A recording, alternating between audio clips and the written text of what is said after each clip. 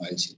இப்போ இன்னைக்கு நாம இந்த லைஃப் ஸ்டைல் எக்ஸ்பர்ட் அப்படிங்கிற அந்த நிகழ்ச்சியினுடைய 2வது நாள் வகுப்புல நாம. சரி, இப்போ இன்னைக்கு வந்து நீங்க கொஞ்சம் கொஞ்சம் டீப்பா நீங்க வந்து கொஞ்சம் செல்ஃப் ஒர்க் பண்ற மாதிரி இருக்கும். ஒரு பேப்பர் பேனா இருந்ததுன்னா கையில ரெடியா வச்சுக்கோங்க, இல்லைன்னா ஒரு நோட்டு பேனா ஏதாவது இருந்ததுன்னா கொஞ்சம் கையில வச்சுக்கோங்க. கொஞ்சம் நீங்க ஒர்க் பண்ற மாதிரி இருக்கும். ஏன்னா இன்னைக்கு வந்து நம்ம கொஞ்சம் ஒரு டீப்பர் சென்ஸ் ஆஃப் அண்டர்ஸ்டாண்டிங்கை நம்ம பார்க்க போறோம். சரி, இப்போ அதுக்கு முன்னாடி நேற்று நம்ம என்னெல்லாம் பார்த்தோம், கொஞ்சம் ஒரு சின்ன ஒரு ரீகேப், ரொம்ப குயிக்கா ஒரு ரீகேப் பண்ணிடலாம் பாருங்க. என்னெல்லாம் பார்த்தோம் நேற்று? 5 types of body. 5 types of bodyல ஆரம்பிச்சோம். பிசிக்கல் பாடி, Physical, அதாவது reality, energy body, energy body, mentality body, intellectual body, intelligent body, blissful body. நிறைவு வந்து பிளிஸ்ஃபுல் பாடி. உங்க பிசிக்கல் பாடியில இருந்து அந்த பிளிஸ்ஃபுல் பாடிக்குள்ளான அந்த பயணம் தான் இந்த நிகழ்ச்சிங்கிறத பார்த்தோம். Possibility of your making into reality, உங்களுடைய பாசிபிலிட்டியை எப்படி நீங்க ரியாலிட்டியா கன்வெர்ட் பண்றீங்க அப்படிங்கறதெல்லாம் நம்ம பார்த்தோம். வேற என்னெல்லாம் பார்த்தோம்?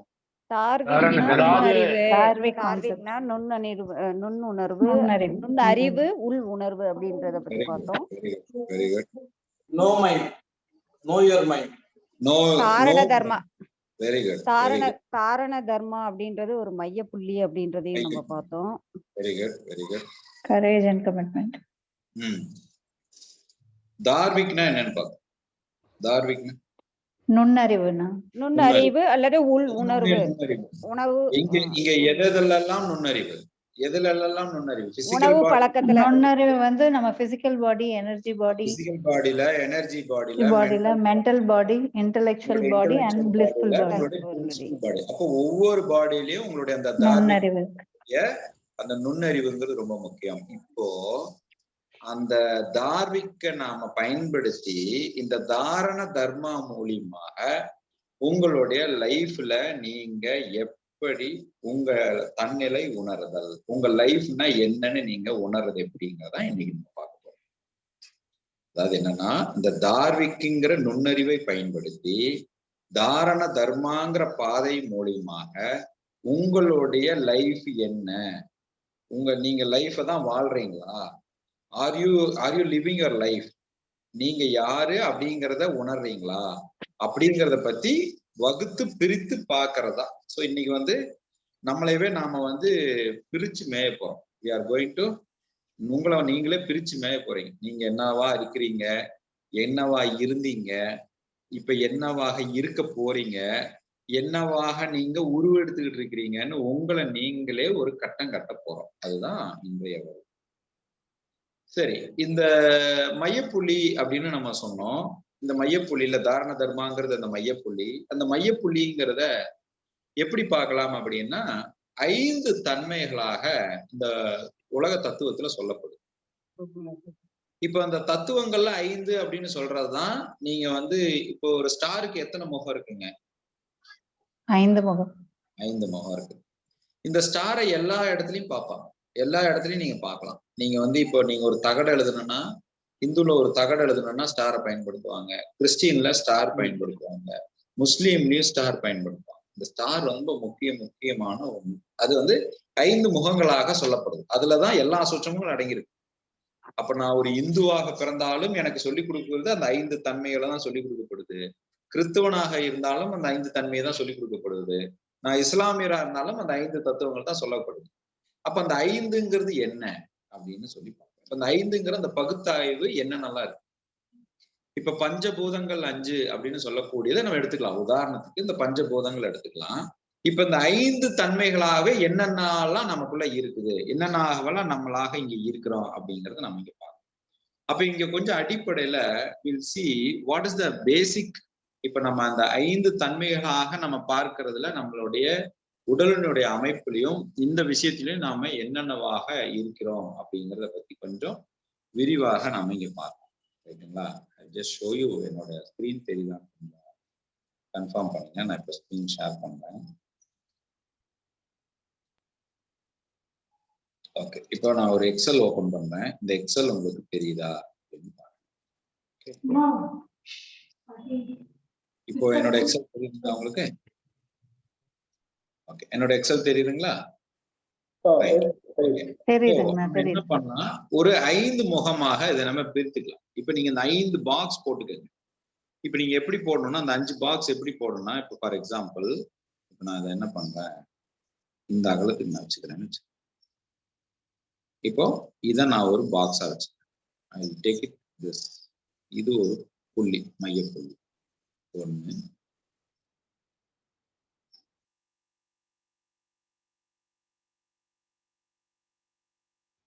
2, 3,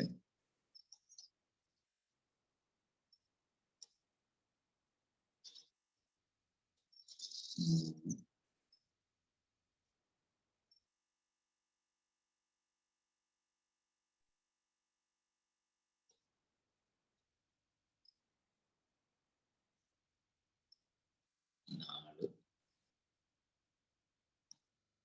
5.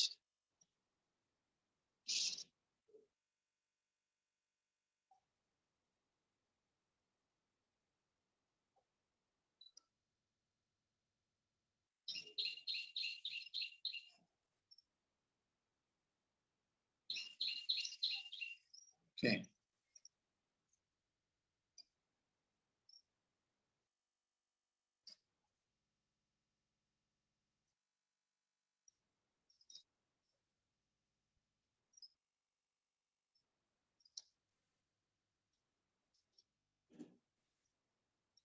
இப்போ நீங்க ஒரு 5 பாக்ஸ் போடணும். இந்த மாதிரி ஒரு 5 பாக்ஸ் போட்டுக்கோங்க.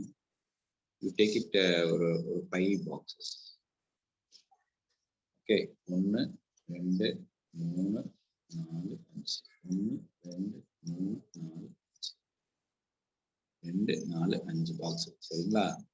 இதுதான் பாக்ஸ். இப்போ இந்த பாக்ஸை மட்டும் நான் எல்லோ பண்றேன். எது பாக்ஸ்ன்னு பார்த்துக்கோங்க. இது 1, இது 2, இது 3, இது 4, இது 5. இப்ப நான் ஒரு 5 பாக்ஸ் இருக்கு. சரிங்களா? இப்ப நான் என்ன பண்றேன், இது 1, இது 2, இது 3, இது 4, இது 5. இப்ப நான் ஒரு 5 பாக்ஸ் எடுத்துக்கிறேன். இப்ப நான் இத 5ஐயும் நான் ஒரு வகைப்படுத்துறேன். இப்ப என்ன வகைப்படுத்துறேன்னு கேட்டீங்கன்னா, இதை வந்து நான் முதல்ல ஒரு வகைப்படுத்துறேன். ஓகே, இது வந்து 0 to 12 years.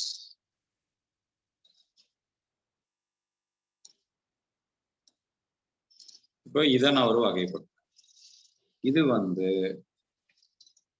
13 to 18 years.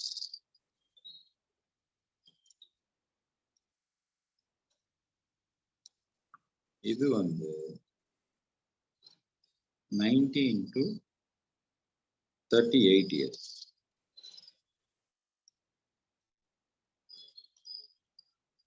இது வந்து 39 to 59 years.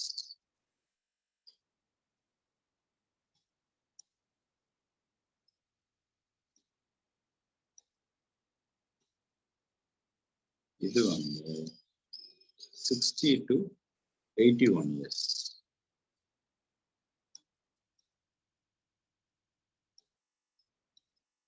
சோ இப்போ இதுதான் நம்மளுடைய 5 வகையான உங்களுடைய லைஃப்னுடைய இந்த பாஸ்ட் இப்போ கேட்டகரி அண்ட் ஃபியூச்சர் கேட்டகரின்னு பிரிச்சுக்கலாம். இப்போ நாம யாரு, நம்மளுடைய புரிதல் என்ன, இதை பத்தி எல்லாம் நீங்க தெரிஞ்சுக்கிறதுக்கு இந்தந்த பருவங்கள்ல, இந்த பருவ நிலைகள்ல நமக்கு நடந்தது என்னங்கிறத பத்தி ரிலேட் பண்ணி நீங்க இப்ப நாம இதை கொஞ்சம் மேட்ச் பண்ண போறோம். இப்போ இந்த கர்ம வினை எப்படி ஃபார்ம் ஆகுதுன்னு நான் வந்து உங்களுக்கு ஒரு 21 நாள் பயிற்சியில சொல்லி கொடுத்துருக்கேன். என்னன்னு ஞாபகம் இருக்கா உங்களுக்கு? 3 வகையாக கர்ம வினைகள் ஃபார்ம் ஆகுது. தாயினுடைய நாதமும் தந்தையினுடைய விந்துவும் சேர்ந்து கருவாக தோன்றுகிறது. இந்த கரு தோன்றதுக்கு முன்னாடி கணவனும் மனைவியும், தாயும் தந்தையும் என்ன மாதிரியான உணவு பழக்க வழக்கங்களை உட்கொள்கிறார்கள், அந்த உணவினால் ஏற்படுகின்ற எண்ணங்கள், அது மூலியமாக ஒரு கர்ம வினை ஃபார்ம் ஆகுது. 2வது இந்த உஷான வாயு, இந்த உஷான வாயுனாலையும் இந்த கர்ம வினை ஃபார்ம் ஆகுதுன்னு பார்த்தோம். மூணாவது 7 தலைமுறைகளாக இது ஃபார்ம் ஆகுது அப்படின்னு சொல்லி பார்க்கணும். அப்ப அந்த 7 தலைமுறைன்னு சொல்றோம் இல்லைங்களா, அது என்னது அந்த 7 தலைமுறை அப்படின்னா என்ன அப்படின்னு சொல்லி இப்ப கொஞ்சம் விரிவா பார்க்கணும். இந்த 7 தலைமுறைகளை நீங்க எப்படி குறிப்பிடலாம் அப்படின்னு கேட்டீங்கன்னா, இந்த 7 தலைமுறைகளை நம்ம கொஞ்சம் நம்ம தெரிஞ்சுக்கலாம். Will see how it forms அப்படிங்கிறது. ஸோ அந்த 7 தலைமுறை அப்படிங்கிறது சீரியல் நம்பர்,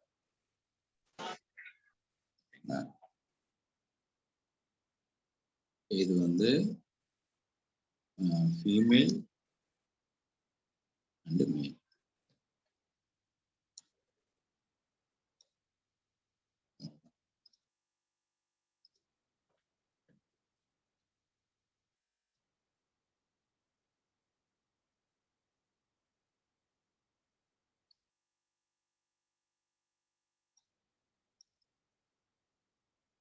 ஸோ இது எப்படி குறிப்பிடலாம் அப்படின்னு சொல்லி பார்த்து,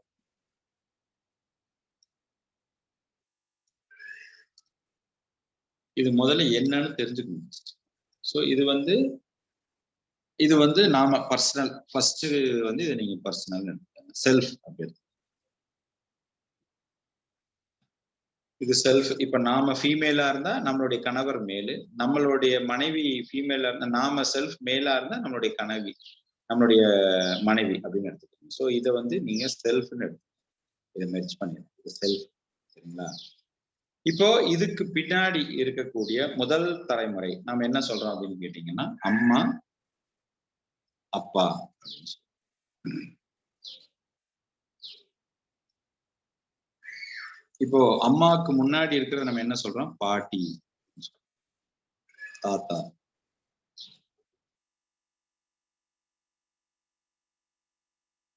பாட்டிக்கு முன்னாடி இருக்கிறத பூட்டி, அதான் ஒரிஜினல் லாங்குவேஜ். பூட்டன், இதுக்கு முன்னாடி ஓட்டி, ஓட்டன்.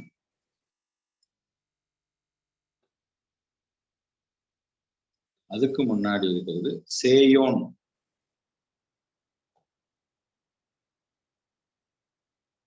சேயோல். இது வந்து சேயோல், இது சேயோன்.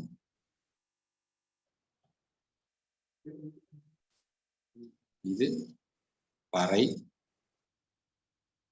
பரன். இதாங்க ஒரிஜினல். ஆக்சுவலி இதுதான் நம்மளுடைய அந்த ஒரிஜினல் டேர்ம்ஸ் நீங்க பார்க்கணும். இப்போ இது வந்து நமக்கு ஏற்படக்கூடிய இந்த தாட்டு, இந்த எண்ணங்கள், இது எனக்கு எங்கிருந்து வருது? அம்மா கிட்ட இருந்து, அப்பா கிட்ட இருந்து வருது. அதுக்கு முன்னாடி பாட்டி தாத்தா கிட்ட இருந்து வருது. அதுக்கு முன்னாடி பூட்டி பூட்டன் கிட்ட இருந்து வருது. அதுக்கு முன்னாடி ஓட்டி ஓட்டன் கிட்ட இருந்து வருது. அதுக்கு முன்னாடி செய்யோல், செய்யோன், பறை, பரன். இந்த 7 தலைமுறைகளாக வரக்கூடிய இந்த பதிவுகள் தான் இங்க வந்து விழுது. இங்கதான் இந்த கரு உருவாகுதுன்னு வச்சுக்கிதான் மையப்புள்ளி, ஆரிஜின் ஆஃப் லைஃப். இதுதான் ஆரிஜின் ஆஃப் லைஃப். இப்போ இந்த ஆரிஜின் ஆஃப் லைஃப இப்ப நீங்க பிறக்குறீங்க, பிறந்ததுல இருந்து 12 வயசுக்குள்ள சில பதிவுகள் இங்க பதிவாகுது. இப்ப இந்த பதிவுகள் இதனுடைய காம்பினேஷன்ஸ் நீங்க நல்லா புரிஞ்சுக்கணும். இது எல்லாமே சேர்த்து தான் இங்க genetic memory. Origin of life is nothing but your genetic memory. இந்த ஜெனடிக் மெமரி ஆஃப் வாட்? உங்களுடைய கலெக்டிவ் ஆஃப் இந்த போர்ஷன்ஸ், இவங்களுடைய கலெக்டிவ் மெமரி தான் இங்க ஜெனடிக் மெமரியா இந்த ஆரிஜின் லைஃப்ல வருது. இப்ப நீங்க என்ன பண்றீங்க? இந்த 0 to 12 இயர்ஸ்ல சில பதிவுகள் வருது.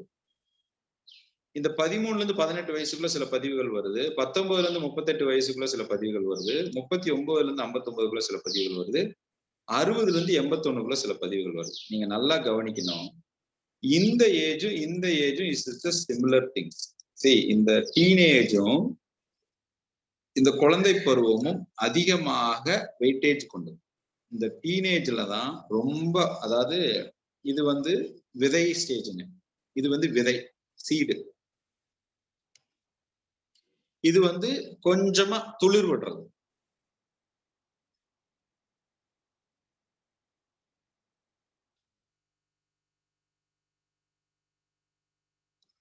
இது வந்து முளைக்கிறது, முளையிடுதல், முளை.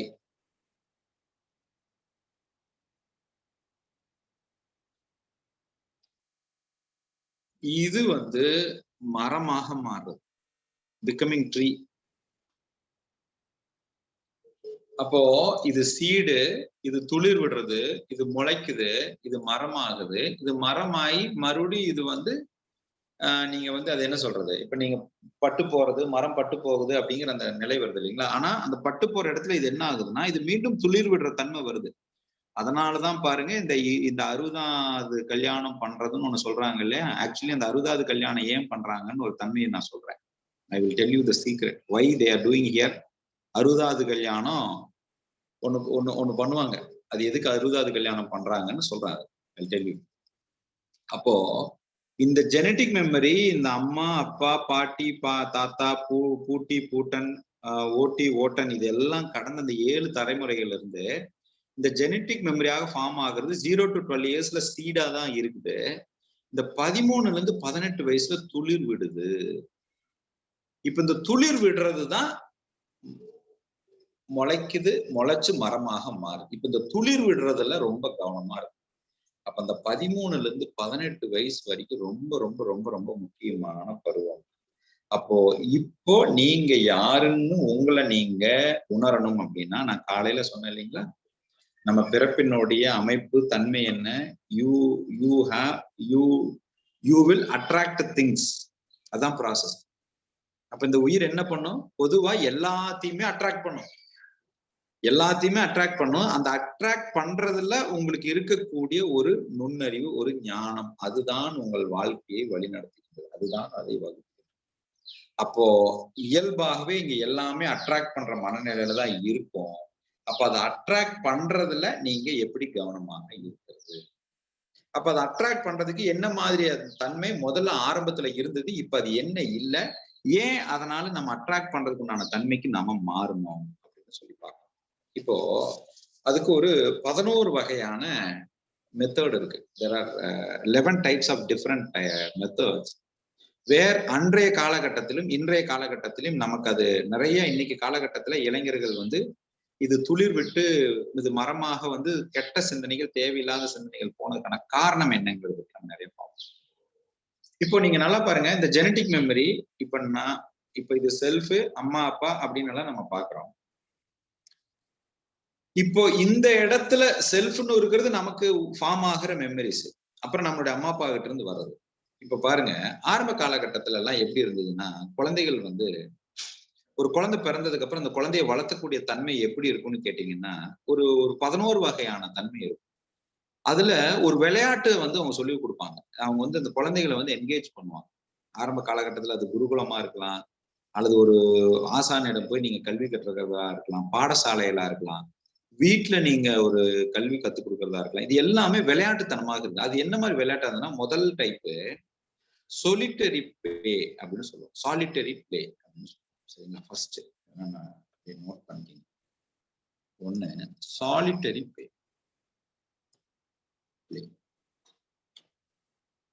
ரெண்டாவது அசோசியேட் பிளே.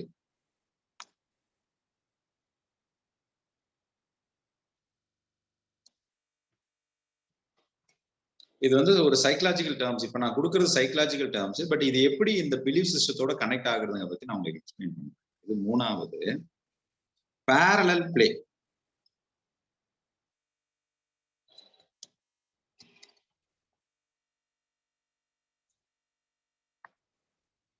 நாலாவது ஆன்லுக்கர் பிளே.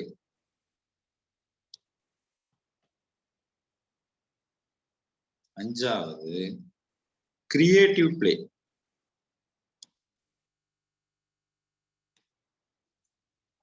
ஆறாவது கன்ஸ்ட்ரக்டிவ் பிளே.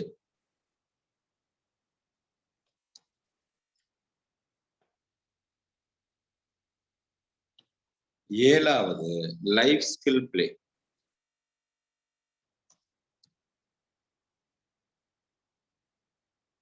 எட்டாவது ரோல் பிளே.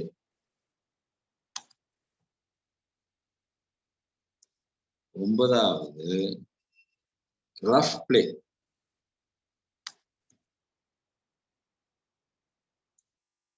பத்தாவது லேர்ன் பிளே.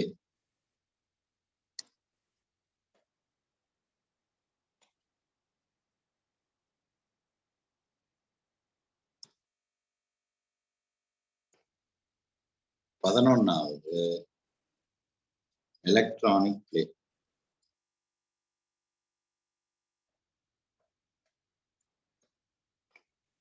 இப்ப பாருங்க, ஆரம்பத்துல இந்த குழந்தையினுடைய வளர்ப்பு முறை, அதாவது இந்த 13 வயசுக்கு மேல இருக்கிற அந்த வளர்ப்பு முறையாகட்டும், இந்த 12 வயசுக்குள்ள இருக்கிற வளர்ப்பு முறையாகட்டும், இது எல்லாமே எப்படி இருந்ததுன்னா, ஒரு வகையான தன்மை என்னன்னா சாலிட்டரி பிளே அப்படின்னு கேட்டீங்கன்னா, நாடகம் மாதிரி விளையாடுறது. குழந்தைங்க பாத்தீங்கன்னா போலீஸ்காரன் மாதிரி வேஷம் போட்டுட்டு விளையாடுறது, அது வந்து நான் வந்து கடைக்காரன் அப்படின்னு சொல்லி ஒரு நாடகம் மாதிரி விளையாடுவாங்க.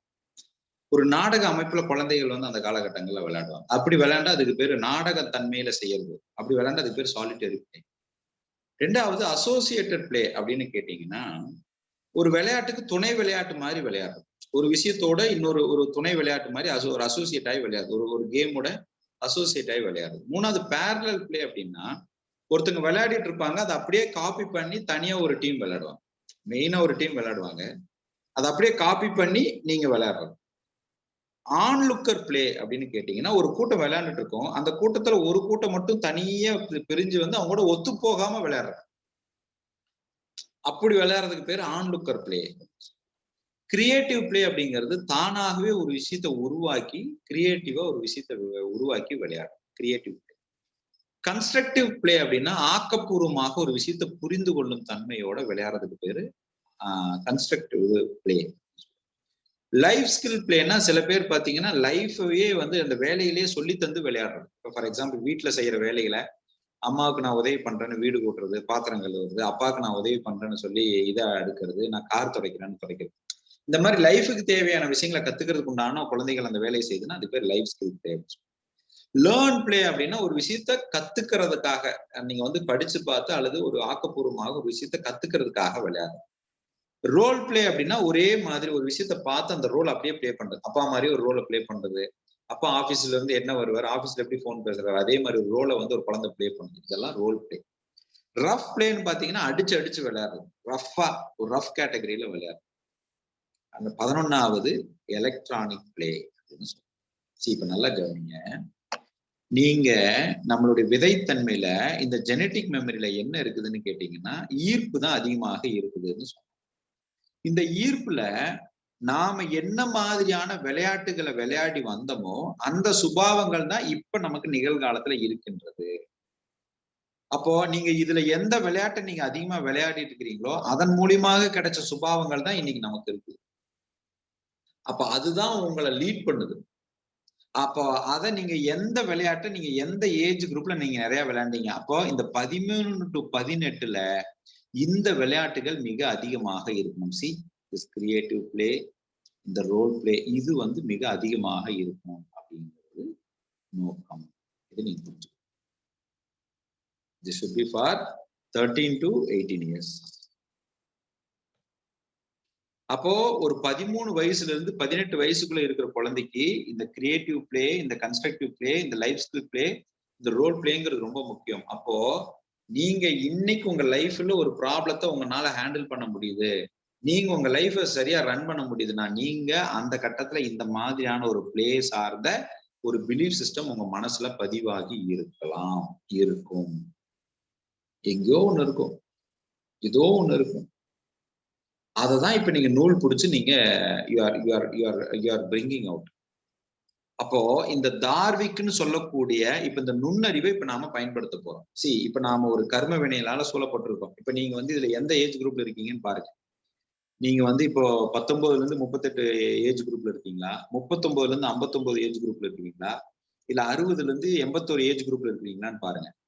எந்த ஏஜ் குரூப்ல இருக்கிறீங்களோ அந்த ஏஜ் குரூப்ல இந்த வகையான இந்த விஷயங்களை நீங்க லைஃப்ல நிறைய அப்ளை பண்றீங்களா அப்படின்னு ஒரு செக்லிஸ்ட் வச்சு அப்படி வச்சீங்கன்னா உங்களுடைய அந்த அட்ராக்ட் பண்றதுல இருந்து உங்க நோ யுவர் மைண்ட் அப்படின்னு நீங்க போற தன்மை மிகவும் எளிது.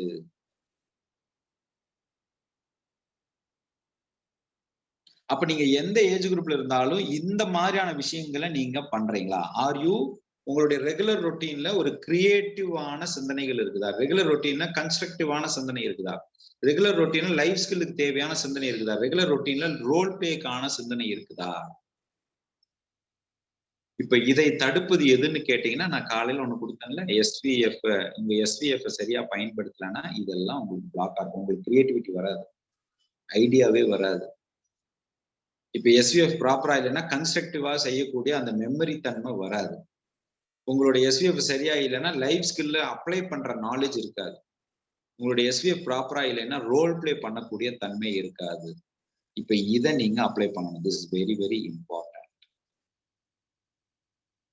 இப்போ இந்த தன்மையை நீங்க எந்த குரூப், எந்த ஏஜ் குரூப்ல இருந்தாலும் அந்த ஏஜ் குரூப்ல நீங்க அப்ளை பண்ணி உங்களுடைய நேத்து எழுதுனீங்கல்ல ஒரு சுபாவங்கள், இதைதான் நான் மாத்திக்கணும்னு நினைக்கிறேன், இதைதான் நான் மாத்திக்கணும்னு நினைக்கிறேன், இதை நான் செஞ்சுட்டு இருக்கிறேன் ஆனா தப்புன்னு தெரியுது, ஆனா நான் மாத்திக்கணும்னு நினைக்கிறேன். அந்த இடத்துல கிரியேட்டிவ் மெத்தட் அப்ளை பண்றீங்களா, கலெக்டிவ் கன்ஸ்ட்ரக்டிவ் மெத்தட் அப்ளை பண்றீங்களா, லைஃப் ஸ்கில் மெத்தட் அப்ளை பண்றீங்களா, ரோல் பிளே மெத்தட் அப்ளை பண்றீங்களான்னு நீங்க பண்ணுனீங்கன்னா உங்களுடைய சூட்சமம், உங்களுடைய மூலாதாரத்திலிருந்து எழக்கூடிய அந்த எண்ணங்களில் நீங்கள் விலகி இருப்பதற்கு இந்த நாளும் பேசிக்கலி சயின்டிபிக்கலி நீங்க அப்ளை பண்றது மூலியமா you can come out of your karmas. இப்ப பேசிக்கலி இது உங்ககிட்ட இல்லாததுனால, நீங்க சில செயல் செஞ்சதுனால இந்த ஏஜ் குரூப்ல போய் நீங்க மாட்டிருக்கீங்க. இந்த ஏஜ் குரூப்ல நீங்க செய்த செயல் தான் இன்னைக்கு விளைவுகளாக வந்து நிக்குது. அப்ப நீங்க 32 வயசுல கல்யாணம் பண்றீங்க, கல்யாணத்துக்கு அப்புறம் ஒரு வேலை செய்யிருந்தீங்கன்னா அதனுடைய விதை எங்க விழுந்திருக்கும்னா 0 to 12 இயர்ஸ்ல விழுந்திருக்கும். அது முளைச்சிருக்கிறது, துளிர் விட்டுருக்குது எங்கன்னா 13 வயசுல இருந்து 18 வயசுல துளிர் விட்டு. அந்த இடத்துல இது சார்ந்த உங்களுடைய அந்த கவனம் இல்லாததுதான் காரணமாக இருக்கும்.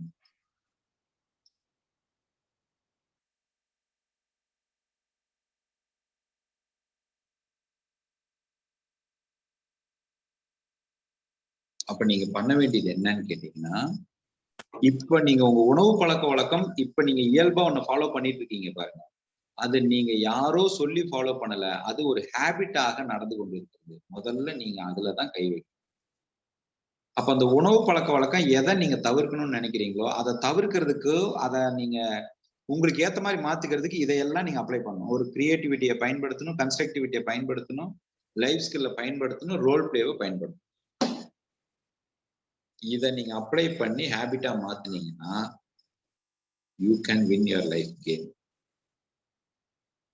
இந்த நுண்ணறிவு தான் தார்விக் அப்படின்னு சொல்றோம்.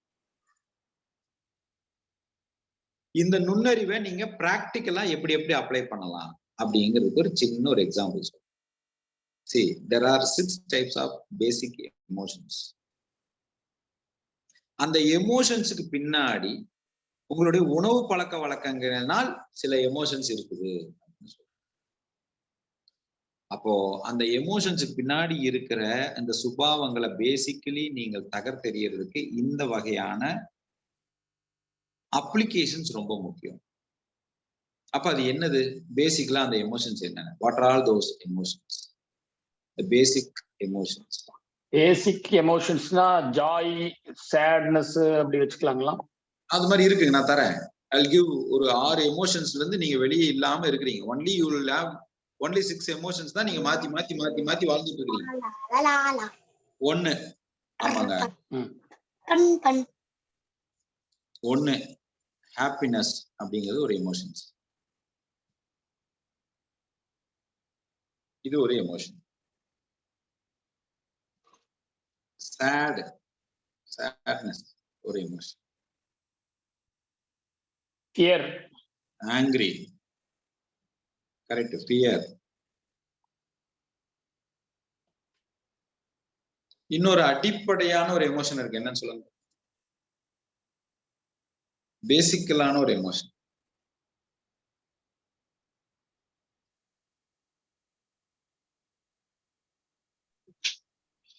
கோபம். அதான் ஏங்கிரி வந்துருச்சுங்களே, கோபம் வந்துருச்சு, ஏங்கிரி வந்துருச்சு. ரொம்ப பேசிக். இன்னும் கொஞ்சம் உள்ள வந்து வந்துருச்சு. பசி வரணும். எதுங்க? சைலன்ஸ். இல்ல எமோஷன்ஸ் கேக்குறேன். எமோஷன்ஸ் வந்து ஹாப்பினஸ் வந்துருச்சுங்க, ஆங்கிரி வந்துருச்சு, jealous jealous brother. Jealous jealous. அடுத்தது மெர்சி. இல்ல இன்னும் கொஞ்சம் உள்ள வந்து பாருங்க.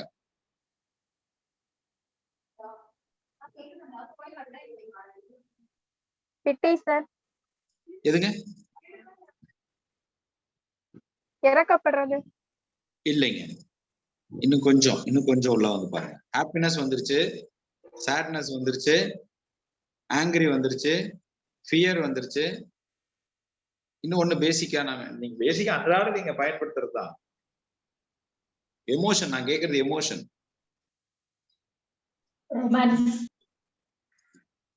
ரொமான்ஸ்ங்கிறது ஹாப்பினஸ்ல வந்துடும் சிஸ்டர். பதட்டம். பதட்டம்ங்கிறத நீங்க எப்படி சொல்லலாம்? அதாவது பதட்டத்துக்கும் ஃபியருக்கும் ஒரு வித்தியாசம் இருக்கு. என்னது அது?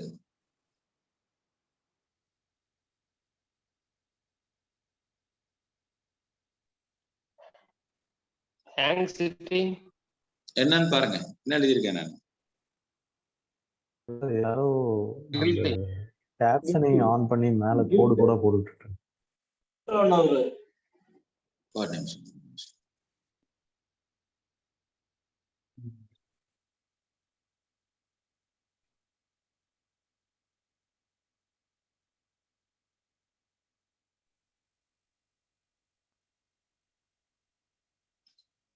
கில்ட்டுங்க, கில்ட் தான் அந்த எமோஷன்ஸ். இது 6 தான் பேசிக்கா நீங்க கடந்து வர்ற emotions. These are all the basic emotions.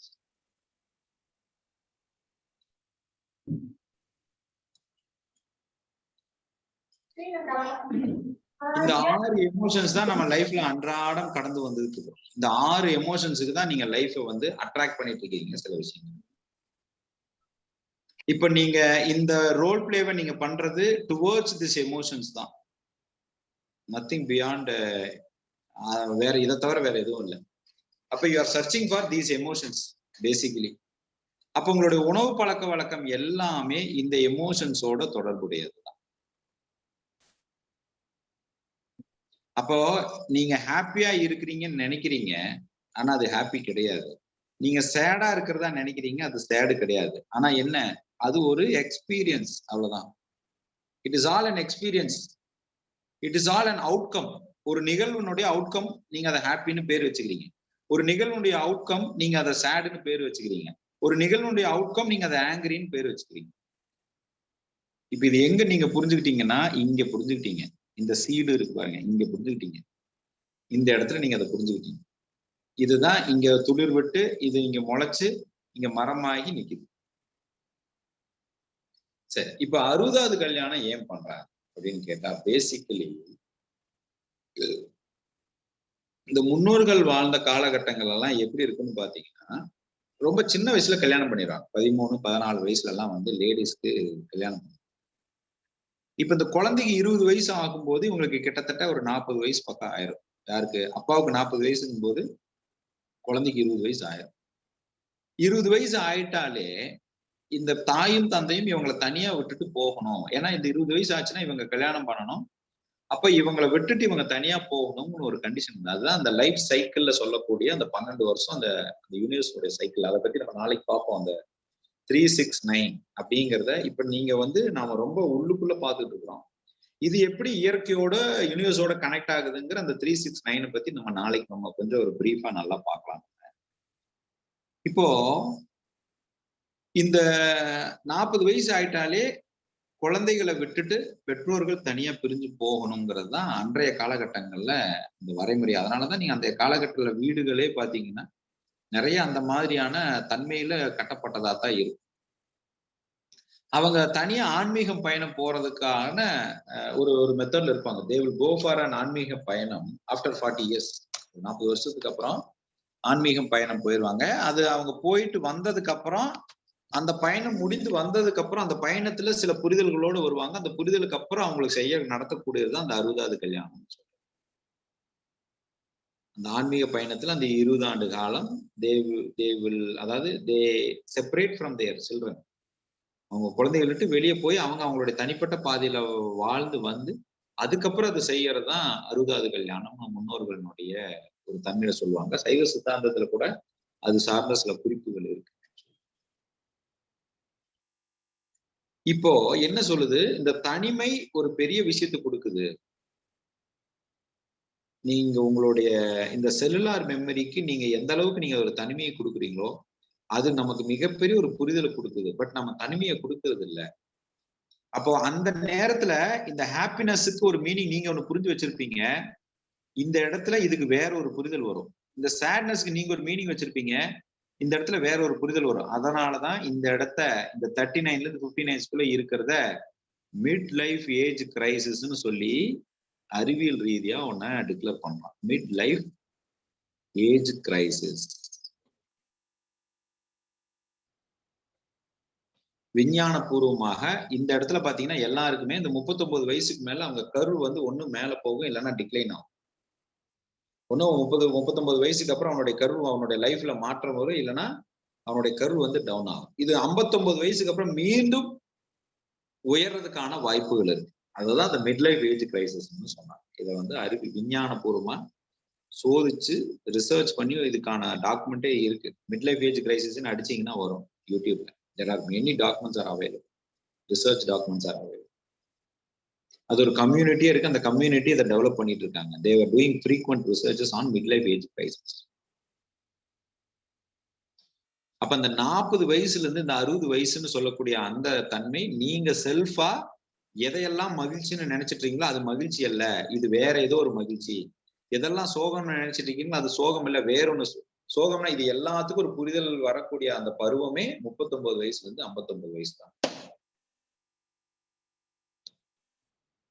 அப்போ நீங்க எந்த ஸ்டேஜ்ல இருந்தீங்கனாலும் இந்த விஷயத்தை நீங்க அப்ளை பண்றது மூலியமாக you can come out of your வினைப்பயன். அப்போ நீங்க யாருன்னு கேட்டா what is your life? Your life is simply attracting things. Your life is simply attracting things. நாம் உயிரோட இருந்தாலே நாம் எல்லாத்தையுமே அட்ராக்ட் பண்றதுக்கு தான் இந்த உயிர் முயற்சி பண்ணோம். அந்த அட்ராக்ட் பண்றதுல ஒரு ஞானத்தை வளர்த்து கொள்வதுதான் பிறப்பின் நோக்கம். அதுதான் மகிழ்ச்சி. சந்தோஷமாக இருந்து நீங்கள் அதை கற்றுக்கொள்வது. அப்ப குழந்தைகளோட சந்தோஷமா இருக்கிறது, செய்யற வேலையில சந்தோஷமா இருக்கிறது, அது எப்ப சந்தோஷமா நீங்க இருக்க முடியும்? இந்த தன்மையை நீங்க உணரும் போதுதான் சந்தோஷமா இருக்கும்.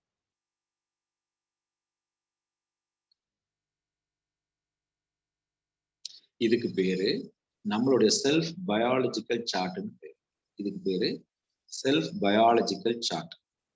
இந்த சார்ட்டை நீங்க கரெக்டா புரிஞ்சுக்கிட்டீங்கன்னா இந்த மெத்தடை நீங்க அப்ளை பண்றது மூலியமாக உங்களுடைய நிகழ்காலத்துல இருக்கிற அந்த ஹாப்பினஸ், சேடு, ஆங்கிரி, ஃபியர், ஜெலஸ், கில்ட்டுங்கிற இந்த எமோஷன்ஸ்ல இருந்து நீங்க விலகி உச்சகட்ட ஒரு விஸ்டத்தை நோக்கி நீங்கள் பயணிக்கலாம். That is the really happiness.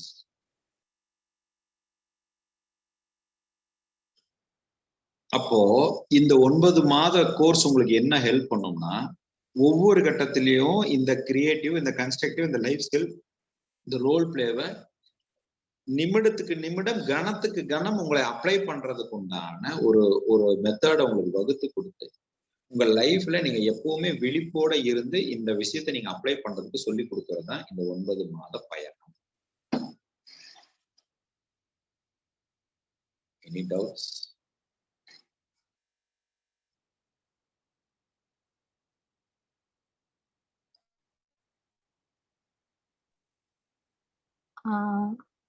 ஒரு சின்ன டவுட்டுங்க. கேளுங்க. இப்போ இத வந்து நீங்க என்ன மாதிரி எங்களுக்கு வந்து 9 மாசம்னு சொன்னீங்க இல்லையா? இது எப்படி ஒவ்வொரு மாசம் ஒவ்வொரு விதமா இது பண்ணுவீங்களா, இல்ல ஒரு மாசத்துல இருக்கிறதே அப்படியே 9 மாசம் பிராக்டிஸ் மாதிரி கொடுப்பீங்க? சிஸ்டர், இது வந்துங்க இப்ப நீங்க ஃபார் எக்ஸாம்பிள் இந்த ஏஜ்ல இருக்கிறத நீங்க ஒரே தடவையில நான் உங்ககிட்ட இருந்து ரிமூவ் பண்ணிட முடியாது. இது சாதாரணமா இல்ல. இது வந்து பிலீஃப். இத வந்து நீங்க ஒவ்வொரு தடவையும் சிஸ்டமேட்டிக்கா நீங்க இந்த சீடா இருக்கிறத துளிர்ல இருக்குதுங்கிறத நீங்க உணர்ந்து, அப்போ உங்களுடைய லைஃப் பேட்டர்னை நாம வந்து ஒரு எக்ஸல் மாதிரி கொடுத்து அதை நீங்க டெய்லி ஃபாலோ பண்ண வேண்டியது இருக்கும். நீங்க இதுக்கு நாங்க என்ன மெத்தட் நீங்க அப்ளை பண்ணோம்னா, இப்ப ஃபார் எக்ஸாம்பிள், இப்ப நான் உங்களுக்கு கீழே ஒரு 4 பேர் அசைன் பண்ணிடுவேன். இந்த 4 பேர் கேட்கிற கேள்வி இருக்கு பாருங்க, அதுதான் நீங்க நினைச்சிட்டு இருக்கிறீங்க நான் பலமா இருக்கிறேன், என்னை நோக்கி எந்த கேள்வி வருதோ அதுதான் நான். என்னது அது என்னை தயார்படுத்துறதுக்காக வருது. அப்போ இதை நீங்களா கத்துக்கிட்டு எல்லாம் நீங்க பண்ண முடியாது. 4 பேத்துக்கு நீங்க விளக்கம் கொடுக்கறது மூலியமா தான் நீங்க இதுல இருந்து வெளியே வர முடியும். You understand? நீங்க அப்ப இன்னொருத்தரை நீங்க எந்த அளவுக்கு நீங்க அணுகுறீங்கிறது அந்த பக்குவம். உங்களை பொறுமையை சோதிக்கிற மாதிரி ஒரே கேள்வியை திருப்பி திருப்பி கேட்பாங்க. ரொம்ப பேசிக்கான ஒரு கேள்வி கேட்பாங்க. எந்த அளவுக்கு நீங்க பொறுமையா பதில் சொல்றீங்க, எந்த அளவுக்கு அந்த பதிலை மாத்தி மாத்தி அவங்களுக்கு சொல்லி புரிய வைக்கிறீங்க, எந்த அளவுக்கு நீங்க அந்த உயிர் அக்கறை எடுக்கிறீங்க, அது இங்கெல்லாம் என்ன அப்ளை ஆகும்? இங்க கிரியேட்டிவிட்டி வரும், கன்ஸ்ட்ரக்டிவ் வரும், உங்க லைஃப் ஸ்கில் வரும், ரோல் பிளே வரும், எல்லாமே வரும். அப்ப இது ஒரு மாசத்துல அப்ளை பண்ணி 2வது மாசம் பிராக்டிஸ் பண்ணது இல்ல. ஒவ்வொரு கணமும் ஒவ்வொரு வினாடியும் நீங்க அப்ளை பண்ணணும். இப்ப நீங்க என்ன தெரியுமா பண்றீங்க? இதையெல்லாம் நீங்க அப்ளை பண்ண சொன்னா உங்க கணவர், உங்க மனைவி, உங்க குழந்தைங்க ரொம்ப கம்ஃபர்டபுளான ஒரு சூழ்நிலையில அப்ளை பண்ணிட்டு இருக்கிறீங்க. இது எப்படி உங்களுக்கு புரிதல் கொடுக்கும்? சம்பந்தமே இல்லாத ஆளுகிட்ட நீங்க அப்ளை பண்ணணும். சம்பந்தமே இல்லாதவங்கிட்ட நீங்க ரெக்வஸ்ட் பண்றதுக்கோ, சம்பந்தமே இல்லாதவங்கிட்ட நீங்க இறங்கி போறதுக்கோ, சம்பந்தமே இல்லாதவங்கிட்ட நீங்க கேவலப்படுறதுக்கோ, இது எல்லாத்துக்கும் நம்ம மைண்ட் தயாரா இருக்கு. அங்கதான் கிரியேட்டிவிட்டி வரும், அங்கதான் கன்ஸ்ட்ரக்டிவிட்டி வரும், அங்கதான் ரோல் பிளே வரும். நீங்க யதார்த்தமா பாருங்க, கணவன் மனைவி ரொம்ப நல்லா இருப்பாங்க, வீட்டுல போட்டு திறம்புன்னு அந்த அம்மா திறம்பும். ஒரு ஹோட்டலுக்கு போய் ஒரு டேபிள்ல உட்கார்ந்தா ஒரு சர்வரை கூப்பிட்டு ஒரு ரோஸ்ட் ஆர்டர் பண்ண மாட்டாங்க. என்னங்க எனக்கு ரோஸ்ட் சொல்லுங்க. வெக்கமா, கூச்சமா.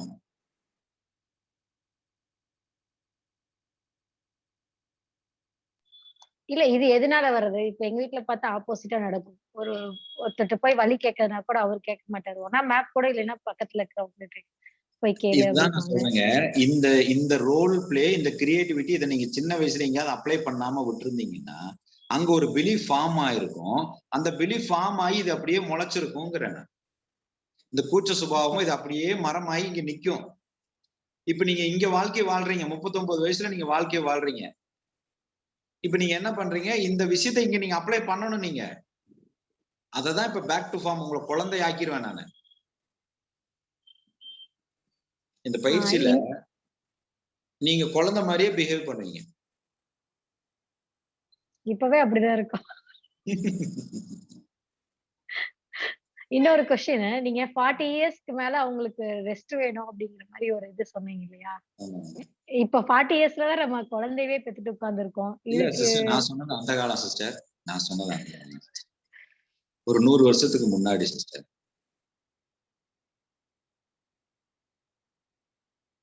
அதாவது சைவ சித்தாந்தத்திலையும் திருமூலருடைய குறிப்புகளையும் சொல்லப்பட்டது அப்படி ஒரு வாழ்க்கை முறைக்காக சொல்லப்பட்டது. அப்பெல்லாம் பாருங்க 40 வயசுங்கும் போது எல்லாம் அவங்க ஓரளவுக்கு எல்லாம், ஏன்னா அவங்க ரொம்ப சின்ன வயசுலயே கல்யாணம் பண்ணிருப்பாங்க. 40 வயசுங்கும் போது எல்லாமே முடிகிற ஸ்டேஜ் வந்திருக்கும்.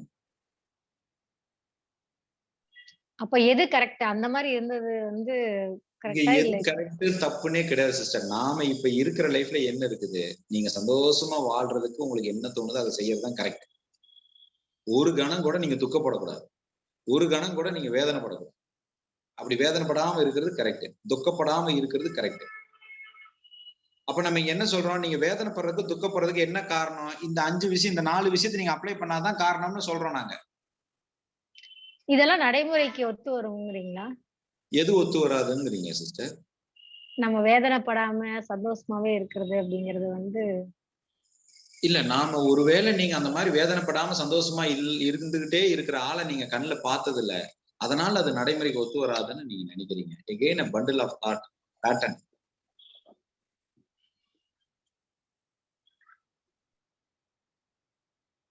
ஏன்னா நம்ம வாழ்க்கையில நமக்கு எல்லாம் என்ன நடக்குதோ அதுவே தான் மத்தவங்களுக்கு இருக்கும் நம்ம நினைக்கணும்.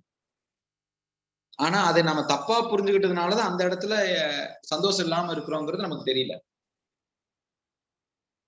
அப்ப என் கணவரோ என் மனைவியோ என்னை காயப்படுத்துறாங்கன்னு நினைக்கல. அவங்க என்னை காயப்படுத்தல. அவங்க பேசுனது என்னை காயப்படுத்துறதாக நான் நினைக்கிற தாட்டு தான் என்னை காயப்படுத்துது. நான் ரிப்பீட் பண்றேன். என் கணவரோ என் மனைவியோ பேசுற வார்த்தை என்னை காயப்படுத்துவதாக நான் நினைக்கின்றேன். ஆனால் அவர்கள் பேசுவது என்னை காயப்படுத்தவில்லை. அவர்கள் பேசின வார்த்தை என்னை காயப்படுத்துவதாக நான் வைத்திருக்கக்கூடிய என்னுடைய எண்ணம், அந்த தாட்டு தான் என்னை காயப்படுத்தும். அவங்க இயல்பாதான் இருக்கிறாங்க. அவங்க எப்பவுமே புரிஞ்சுக்க மாட்டாங்க. அவங்க எப்பவுமே ஒத்து வர மாட்டாங்க. அவங்க எப்பவுமே ஒரே மாதிரி இருப்பாங்க. They are as they are. இப்ப நான் தானே அதை எதிர்பார்க்கிறேன். இல்ல அவங்க காயப்படுத்தணும் அப்படிங்கறதுக்காக தானே அந்த வேர்ட்ஸ் அதெல்லாம் யூஸ் பண்றாங்க. அது எப்படி நாம தான் அதை நினைக்கிறோம் அப்படிங்கிறது இல்லைங்க, காயப்படுத்தணுங்கிறதுக்கு தான் அதை பண்றாங்க. இந்த காயப்படுறதுங்கிற தாட்டே உங்களுடைய பண்டில் ஆஃப் தாட்டுங்கிறேன் நானு. காயப்படுதல் கிடையாது. அது ஒன்லி அன் எக்ஸ்பீரியன்ஸ் இன்சிடென்ட்னு தான் நான் சொல்றேன். காயப்படுதல்ங்கிறது நாம கொடுக்குற எமோஷன் தானே.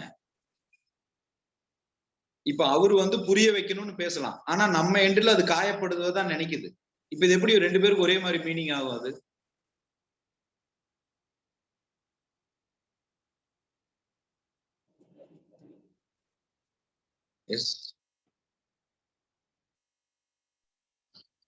அப்பனா யாராவது நம்மள திட்டினாலும், இப்ப ஹஸ்பண்ட் எல்லாம் திட்டினாலும் நம்ம மனசுக்குள்ள வேற மாதிரி ஃபீல் பண்ணணும். அப்படித்தானே சொல்றீங்க?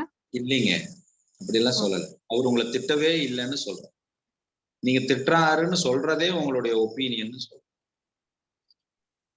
அவரு சுபாவங்க, அது அவர் பிஹேவியருங்க. அது ஜி நம்ம ஏதாவது மிஸ்டேக் பண்ணாதானே ஜி அவங்க திட்டுறாங்க. எப்பயுமே திட்டிட்டே இருக்கல. அதான் சொல்றேன். அவர் திட்டுறாருன்னு சொல்ற அந்த வார்த்தை கூட நீங்க கொடுக்குற ஒப்பீனியன் நான் சொல்றேன். அத நிகழ்வா மட்டும் பாருங்க. இப்போ ஒண்ணு பண்ணா அவர் ஏதோ ஒண்ணு சொல்றாரு. திட்டுறாருன்னு ஏன் சொல்றீங்க? திட்டுறாருங்கும் போதே உங்க வார்த்தையே உங்களை ஒரு ஒப்பீனியனுக்குள்ள கொண்டு போகுது, கஷ்டப்படுத்துது. அவர் ஏதோ ஒண்ணு சொல்றாரு. மத்தது ஏதாவதுன்னா அவர் பேசுறாருன்னு சொல்றீங்க. உங்களை காயப்படுத்தினாருன்னா திட்டுறாருன்னு சொல்றீங்க. திட்டுறதுக்குன்னு சில வேர்ட்ஸ் இருக்குல்ல ஜி, அது அங்க அப்படிதானே நம்ம பழகி இருக்கோம். இந்த வேர்டு எங்க இருந்து வந்தது? நீங்க கிரியேட் பண்ண ஒப்பீனியன் தானே. இந்த ஏஜ்ல நீங்க அந்த இந்த வார்த்தைக்கு உண்டான மீனிங் திட்டுறது, இது கேவலமா பேசுறதுன்னு நீங்க கொடுத்த மீனிங் தாங்கிறேன் நானு. அத நாம கிரியேட் கொஞ்சம் வெண்ணிலா சிஸ்டர் நிறைய பேசணும்னு நினைக்கிறேன்.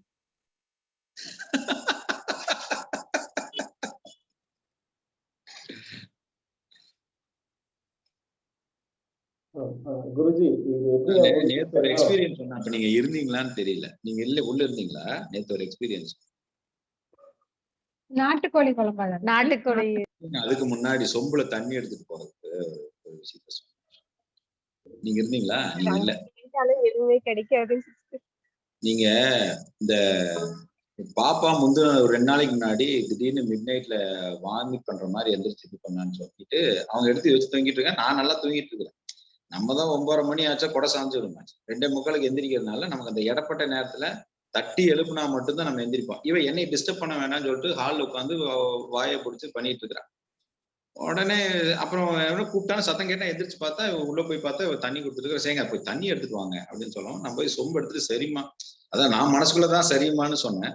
சரின்னு தலையாட்டிட்டு எந்திரிச்சு போறேன். பையன் வேற பக்கத்துல உட்காந்துருக்கேன். பாரு நான் இவ்வளவு சொல்றேன், இவர் எதாவது ரெஸ்பாண்ட் பண்றாரான்னு பாரு அப்படின்னு என் மனைவி பையன்கிட்ட ஜெஸ்வந்த் கிட்ட சொல்றேன். அம்மா நான் தலையாட்டினம்மா, நீ கவனிக்கலம்மா, நான் சரிம்மா அப்படின்னு சொன்னேன். இப்போ நான் தலையாட்டுறது கூட, நான் தலையாட்டினா நான் சண்டைக்கு போகல, நான் சரி பண்ணிட்டேன். ஓகேம்மா, நான் உனக்கு புரியுறேம்மா, நான் சரின்னு இனிமேல் சொல்றேம்மா அப்படின்னு நான் சரி பண்ணிட்டேன். புரியுதுங்களா? இன்னொரு எக்ஸ்பீரியன்ஸ் சொல்றேன். இன்னைக்கு நாங்க ஒரு பாப்பாவை ஸ்கூல்ல அனுப்பிச்சிட்டு 2 பேரும் கார்ல ஒரு ஹாஸ்பிட்டல்ல வெண்ணிலாவுடைய ஒரு செக்கப்புக்காக நாங்க போயிட்டோம். ஒரு விஷயத்த ஒரு 3 மாசத்துக்கு முன்னாடி ஒரு டெஸ்ட் எடுத்தோம். அது அவளுக்கு ஒரு பிரச்சனை இருந்தது. இப்ப அது சரியாயிருச்சு, எல்லாம் சரியாயிருச்சு. அவளுக்கு ஒரே ஆச்சரியம், என்னங்க நான் எதுவுமே பண்ணல, அதுவே எல்லாம் சரியாயிருச்சு அப்படின்னு அவ உடனே ஒரு எக்ஸைட்மெண்ட் இருக்கும்ல. இந்த பெண்களுக்கே இருக்கக்கூடிய ஒரு இது என்னன்னு கேட்டீங்கன்னா, நம்ப மாட்டாங்க. வியாதியே குணமானாலும் நம்ப மாட்டாங்க. இவ ஸ்கேன் எடுத்து, நாங்க KMCHல தான் ஸ்கேன் எடுக்கிறோம். ஸ்கேன் எடுத்து எல்லாம் சரியாயிருச்சு. இவளுக்கு ஒரே நம்பவே முடியல. எப்படிங்க நான் எதுவுமே பண்ணல, நம்பல. நான் சொன்னேன், அம்மா அது இயற்கையாவே சரியா இருக்குமா அப்படின்னு சொன்னேன். என்னங்க நீங்க ரெஸ்பாண்ட் பண்றீங்க? சரியாவே ரெஸ்பாண்ட் பண்ண மாட்டீங்க. சிவசத்யா சிஸ்டர் கேட்டுட்டு இருக்கீங்களா? நான் சொன்னேம்மா இயற்கையாவே இதை சரி பண்ணிடுவேன். என்னங்க நீங்க எனக்கு நீ ப்ராப்பராகவே ரெஸ்பாண்ட் பண்ண மாட்டீங்க. நான் என்னமா ப்ராப்பரா ரெஸ்பாண்ட் பண்ணேன்? இதுக்கு என்ன சொல்லணும் நீங்க? அப்படியா, எப்படி சரியாச்சு அப்படின்னு நீங்க ஒரு எக்ஸைட்மெண்ட் ஆக வேணாம். நீங்க இயற்கையாவே சரியாயிருச்சுன்னு சொல்றீங்க, என்ன நீங்க ஒழுங்காவே ரெஸ்பாண்ட் பண்ண மாட்டேங்கிறீங்க. சரிம்மா, அப்புறம் வண்டி ஒரு ஓரமா நிறுத்தி, மா இது வந்துமா அப்படின்னு பேசிட்டு தான் நான் வண்டி ஸ்டார்ட் பண்ணிட்டு வாங்க. I am doing my role play. இந்த பாயிண்ட்ல வந்து நான் ஒரு விஷயத்த நிச்சயமா பதிவு பண்ணணும். குருஜி எல்லாரோட பர்மிஷனோட வீட்டுல வந்து நம்ம ஆபீஸ்ல இருந்து வந்திருக்கோம். வீட்டுல வந்து ஒரு ஏமா ஆபீஸ்ல இப்பதான் வந்திருக்கேன், ஏதாவது ஒரு காஃபி டீ ஏதாவது அப்ரெஷ் ஏதாவது கிடைக்குமா அப்படின்னா, நானே காலையில இருந்து ஸ்கூல் போயிட்டு இப்பதான் டென்ஷன்ல யாரும் பேசுறது உங்களுக்கு காஃபியாரோ ஒரு வேடா அப்படின்னு பேசி அடுத்த நிமிஷம் அந்த வாக்குமாவா மாதிரி சமையல் ரூம்ல இருந்து ஏதாவது தலைமையில அடி விழுந்துச்சு அப்படின்னா அதை கூட பொறுமையா அன்பாலதான் ஏதோ சொம்பு விடுக்குது அப்படின்னு நினைச்சு ஏற்றுக்கிட்டீங்கன்னா அது பிரச்சனை. நீ சொம்புல அடிச்சிட்டியா, நான் இங்கிருந்து பாரு என்னோட லேப்டாப் தூக்கி போடுறேன் அப்படின்னா வேலை முடிஞ்சது, அவ்வளவுதான். அதனுடைய எக்ஸ்டென்ஷன் அடுத்த 15 நாளைக்கு வந்து டெய்லி அரைவேக்காடு சாப்பாடு தான் கிடைக்கும் அப்படிங்கிறது இது நான் ரெகுலரா நான் அனுபவிச்சிருக்கேன். சிஸ்டர் இது அப்படிதான். நீங்க அது அடியே விழுந்தாலும் பரவாயில்ல, அது அன்பாலதான் அடிக்கிறான்னு நினைச்சிட்டீங்கன்னா பிரச்சனை இல்லை. மறுபடி ரிவர்ஸ்ல நின்றீங்கன்னா அடி அதோட இம்பாக்ட் வந்து இதெல்லாம் கம்ப்ளைண்டாவே எங்க குருஜிக்கிட்ட நான் வச்சிருக்கோம். வீட்டுல உங்களுக்கு பிரச்சனை நடக்குது, என்ன பண்றதுன்னு தெரியல. இதுல நம்ம ஏன் பல நேரங்கள்ல இந்த வாழ்க்கை துணையை பத்தியே நம்ம ஒரு டிமாண்டா வைக்கிறோம்னு கேட்டீங்கன்னா, இப்ப எனக்கு என்னுடைய பர்பஸ் என்னன்னு புரிஞ்சிருச்சு. எனக்கு அதனால அவர்கள் மீது எனக்கு கோபம் வரல. இப்ப எனக்கு வாழ்க்கை துணை மீதும் கோபம் வரல, யார் மீதும் எனக்கு கோபம் வரல. யாருமே என்னை ஹர்ட் பண்றதா நினைக்கல. நான் வந்து வாழ்க்கை துணை பத்தியே ஏன் பேசுறேன்னு உங்களுக்கு புரியணுங்கிறதுக்காக நான் வாழ்க்கை துணை பத்தி பேசுறேன். சரி, நம்ம லைஃப்ல எல்லாருமே நம்மளை ஹர்ட் பண்ணுவாங்க. Not only your spouse. உங்க அப்பாவா இருக்கலாம், உங்க அம்மாவா இருக்கலாம், அண்ணனா இருக்கலாம், தம்பியா இருக்கலாம், நண்பனா இருக்கலாம், எதிரியா இருக்கலாம். பட் இது எல்லா ரோலுக்கும் இதுதான் அப்ளிகபிள்ங்கிறது புரியணுங்கிறது தான் நான் இதை பேசுறேன். இப்போ உங்களுக்கு எல்லாம் நான் பேசும்போது என்ன தோணுன்னா, இப்படியும் ஒரு நாள வாழ்க்கையை வாழ முடியுமா, இப்படியும் ஒருத்தன் நல்லவனா வாழ முடியுமா, அதுதான் நம்ம பிரச்சனையே. இப்படி எல்லாம் வாழ்ந்தா நல்லவன் ஒரு பேனர் கொடுக்குறீங்க பாரு, அதுதான் இங்க தப்பு. அப்படி ஒண்ணு கிடையாது. ஹலோ, இன்னொரு விஷயம் கேக்குறீங்கன்னா, இப்போ நீங்க சொன்னீங்க இல்லையா, அதாவது அடுத்தவங்க பண்றது நம்ம இப்படி எல்லாம் இருக்கிறது அடுத்தவங்களுக்கு ஹர்ட் ஆகுற மாதிரி இருக்கு இல்லையா. இப்ப நீங்க சொன்னதே பாத்தீங்கன்னா வெண்ணிலா சிஸ்டர்ட்ட நீங்க அப்படியா அப்படின்னு கேட்காது அவங்க ஹர்ட்டா நினைக்கிறாங்க அப்படின்ட்டு. இப்ப அந்த விஷயத்துல இருந்து நம்ம எப்படி இது பண்றது? ஏன்னா அங்கதான் நாங்க ஸ்டக் ஆகி நிக்கிறோம். இல்ல சிஸ்டர், அததான் சொன்னேன். நான் இவ்வளவு கிளாஸ் எடுக்கிறேனே, இது எல்லாம் பிரபஞ்சம் இவ்வளவு புரிய வைக்கிறேனேன்னு நான் போய் வெண்ணிலாவை போய் இல்லம்மா நீ எதிர்பார்க்கற தப்பு, நீ நினைக்கிற தப்புன்னு நான் வெண்ணிலா உட்காந்து கிளாஸ் எடுத்தா தப்பு. அதை நான் பண்ணக்கூடாது. அவ சொன்னதை நான் உடனே கொண்டு போன ஹேண்ட்பேக்ல பண்றேன் பாருங்க. அதுதான் என்னோட லைஃபை நான் வாழ்றதுக்கு உண்டான புத்திசாலி. பல நேரங்களில் நீங்க என்ன பண்றீங்கன்னா, இப்ப நீங்க எதை நல்லதுன்னு புரிஞ்சுக்கிட்டீங்களோ இதை அப்படியே கொண்டு போய் திணிக்கிறீங்க. நீங்க ஆப்போசிட்லி இதை நல்ல விஷயத்த புரிஞ்சுக்கிட்டேன். ஒண்ணும் இல்லைங்க, ரொம்ப சிம்பிள். இப்ப நாங்க வந்து ஃபேமிலியோட எங்கேயாவது டின்னருக்கு எங்கேயாவது நான் போனேன்னு வைங்களேன், நான் வீட்டுல சாப்பிட்ற மெனு என்னோட தன்மை வேறையா இருக்கு. நாங்க எங்கேயாவது வெளியே போனா அவங்க என்ன ஆர்டர் பண்றாங்களோ அதான் சாப்பிடுவேன். எனக்கு வெஜிடேரியன் தான் ஆர்டர் பண்ணுவாங்க. நான் வந்து இதை சாப்பிட மாட்டேன், அதை சாப்பிட மாட்டேன் சொல்ல மாட்டேன். I will allot the particular day for them. அதுக்கப்புறம் ஒரு 2 நாள் வயிற்று காய போட்டு இது பண்ணுனேன்னா நான் தப்பிச்சேன். அங்கேயும் போய் நான் இதை சாப்பிடக்கூடாது அது சாப்பிடக்கூடாதுன்னு சொன்னா, இதுக்கு நீங்க சாமியாராவே போகலாம், எங்க கூட எதுக்கு வந்தீங்க அப்படின்னு கேட்பாங்க. இதை நான் பண்ணக்கூடாது. நல்லா புரிஞ்சுக்கங்க. See, my role is very very clear. இப்ப எனக்கு இது புரியுது, எனக்கு இது தெரியுது, அதை நான் ஃபாலோ பண்ணணும். ஆனால் அவர்களோடு நான் பயணிக்கும் போது கணவனாக தகப்பனாக நான் என்ன செய்யணுமோ அதை நான் ப்ளே பண்ணணும். அங்கதான் நீங்க எல்லாருமே மிஸ் பண்றீங்க. இப்ப நீங்க அங்க இப்போ வீட்டுல டீச்சரா, ஆபீஸ்ல டீச்சரா இருப்பீங்க, வீட்லயும் வந்து டீச்சரா இருக்கக்கூடாது, வீட்டுல அப்பாவா இருக்கணும். நீ வீட்லயும் வந்து டீச்சரா இருந்தீங்கன்னா, நான் வந்து அங்கேயும் போய் ட்ரெயினரா இருந்தேன்னா, நான் அங்கேயும் போய் குருஜியா இருந்தேன்னா விழுகுமா விழுகாதா? நம்ம அவங்க சாப்பிடுற உணவு தவறா சாப்பிடுறாங்க அப்படின்னா அத சரி பண்ண வேண்டியது நம்மளோட கடமை தானே. அததாங்க சொல்றேன். அது தவறுன்னு ஏன் நினைக்கிறீங்க? அது அவங்களுக்கு புரியல. நீங்க ஒரு தடவை சொல்லிட்டீங்க, புரியல. புரியும் போதுதான் அவங்க நடைமுறைப்படுத்தணும். நீங்க விட்டுறணும். இப்ப நான் முந்தா நாள் நான் எடுத்து கொடுக்கலையா, சிக்கன் எடுத்து கொடுக்கலையா? நான் ஏன் அதை செஞ்சேன்? நான் சொல்லலாம், அதை நான் சொன்னேன், அதை அவங்க புரிந்து கொள்ளல. பட் நான் அந்த நிகழ்கால வாழ்க்கையோடு நான் பயணிக்க வேண்டும். அங்க போய் நான் ஊரை திருத்துறேங்கிறதோ இது நல்லது, இது வந்து ஜீவகாருண்யம், இது வந்து அது இதுன்னெல்லாம் நான் அங்க பேசக்கூடாது. அது என் வேலை அல்ல. பிரதர் சொல்லுங்க sister. அதுக்காக நம்ம மௌனமாவே இருந்துடலாமா? நம்ம பார்வையாளரா மட்டுமே வாழணும்ன்றீங்களா? நீங்க பார்வையாளர்னா நீங்க தப்பா இருக்கிறத ஒண்ணு பாக்குறீங்க. நீங்க பார்வையாளர்ங்கிற இப்போ இந்த ஒரு என்னோட லைஃப்ல நான் ஒரு எக்ஸாம்பிள் சொல்றேன். இது வந்து எனக்கு முதல்ல ரொம்ப டிஸ்டர்பன்ஸா இருந்ததுங்க. இப்ப கொஞ்சம் கொஞ்சம் அவங்களே புரிஞ்சு சில விஷயங்களை மாத்திக்க ஆரம்பிச்சிட்டாங்க. இப்ப இதுக்கு என்ன காரணம்? நானும் அவங்கள டிஸ்டர்ப் பண்ணாம அவங்களும் எனக்கு டிஸ்டர்பன்ஸா மாறாம நான் பார்வையாளரா இருந்ததுனாலதான் இப்ப இந்த தன்மை குறைஞ்சிருக்கு. இது முதல்ல அதிகமா இருந்தது, இப்ப இது குறைஞ்சிருக்கு. இது இன்னும் கொஞ்சம் காலம் போச்சுன்னா அது குறைஞ்சிரும். அவங்கவுங்களோட சூழ்நிலைக்குள்ள அந்த தன்மைக்குள்ள வந்துருவாங்க. இது 4 செவத்துக்குள்ள ஒத்து போகும். வெளியில எப்படி இது ஒத்து போகும்? இல்லைங்க, நீங்க வெளியே ஏன் ஒத்து போகாது? நான் என்னை பத்தி புரிதலுக்குள்ளதானே போறேன். இது எப்படி வெளியே ஒத்து போகாம இருக்கும்? இப்ப நான் அதைத்தான் சொன்னேன். இப்ப எங்க அப்பா இருக்காரு, எங்க அப்பா எனக்குள்ள ஒரு விஷயத்த நான் ஏற்படுத்துறாரு. இப்ப என் தந்தையை நான் புரிந்து கொள்ளும் தன்மையை தானே நான் மாத்துறேன். என் தந்தையை நான் மாத்தலையே. என் தந்தையை பத்தி நான் புரிந்து கொள்ளும் தன்மையை நான் மாறும் போது என்னை சுற்றி இருக்கக்கூடிய உலகம் எனக்கு பிரச்சனை இல்லாத உலகமாகத்தான் இருக்கும். நீங்க பல நேரங்கள்ல எதை தெரியுங்களா பிரச்சனைன்னு சொல்றீங்க? எனக்கு ஏத்த மாதிரி அவங்க இல்ல, நான் நினைக்கிற மாதிரி அவங்க இல்லைங்கிறதான் நீங்க பிரச்சனையாவே சொல்லிட்டு இருக்கீங்க. நல்லா புரிஞ்சுக்கோங்க, உங்களுக்கு ஏத்த மாதிரி உங்களுக்கு சுபாவத்துக்கு ஒத்து வர்ற மாதிரி யாருமே உங்களுக்கு வரமாட்டாங்க. Nobody will come. இது 100% பிரதர். இது ஒத்து அதை புரிஞ்சுக்கிட்டீங்கன்னா பிரச்சனையே இல்லையே சிஸ்டர். யாருமே அதை ஒத்து வர மாட்டாங்கிறத புரிஞ்சுக்கிட்டீங்கன்னா அந்த சூழ்நிலையை உங்களை பாதிக்காம பாத்துக்கங்கன்னு நான் சொல்றேன். நல்லா புரிஞ்சுக்கங்க. நான் என்ன சொல்றேன், இந்த சூழ்நிலைனால உங்களை நீங்க பாதிப்புக்கு ஆளாக்கிக்காதீங்கன்னு தான் நான் சொல்றேன். நீங்க சரி, அடுத்தவன் தப்பு, அடுத்தவன் தப்பு, நீங்க சரின்னு நாம இங்க பேசவே இல்லை. என்ன நடந்தாலும் உங்களை சுத்தி எது நடந்தாலும் உங்களை பாதிப்புக்கு ஆளாக்காதீங்கன்னு தான் சொல்றேன். ஒண்ணுமே சொல்லல. Don't spoil your health, don't spoil your mind. இல்ல சார், இப்போ மேடம் சொல்ற மாதிரி நீங்க வந்து ஹோட்டல்ல போயிட்டு அவங்களுக்கு பிடிச்ச மாதிரி ஒரு நாள் இருக்கிறேன்னு சொல்றீங்க. இது சினாரியோ வந்து நான் இப்போ ஆஃபீஸ்ல நான் வந்து எனக்கு வந்து ட்ரிங்கிங் ஹேபிட் கிடையாது. பட் ஒரு ஆஃபீஸ் மீட்டிங் அப்படின்றப்போ நம்ம ஏதோ ஒரு இது போறோம், அங்க வந்து எல்லாரும் வந்து லிக்கர் கன்சியூம் பண்றோன்றப்போ நான் வந்து அங்க வந்து நான் லிக்கர் சாப்பிட மாட்டேன் அப்படின்னு சொல்லாம நான் வந்து அதை குடிக்கணும்னு சொல்றீங்களா? இல்ல, இது வந்துங்க இப்போ அதுதான் இப்ப சொன்னேன். இப்ப நான் ஹோட்டல் போனோம்னா என் மனைவி எனக்கு நான்வெஜ் ஆர்டர் பண்ணி என்ன சாப்பிட சொல்ல, வெஜிடேரியன் தான் ஆர்டர் பண்றாங்க. அப்ப நான் அதுல கிளியரா இருக்கணும். நான் இதுதான் சாப்பிடுவேன், ஆனா எனக்குன்னு ஒரு கண்டிஷன் இல்லைன்னு ஒண்ணு இருக்கு. இப்ப நீங்க அங்க போறீங்க, என்னுடைய சாய்ஸ் இருந்துன்னு நீங்க சொல்றதுல தப்பு இல்லை. இப்ப நீங்க அந்த பார்ட்டில கலந்துக்காம இவங்க பண்றதெல்லாம் தப்பு, அதனால நான் கலந்துக்க மாட்டேன்னு சொன்னீங்கன்னா தப்பு. நான் ஒழுக்கமா இருக்கிறேன், இவங்க எல்லாம் ஒழுக்கம் கெட்டு இருக்கிறாங்க அப்படின்னு சொல்லி நீங்க சொல்லக்கூடாது. You can be there but you cannot consume.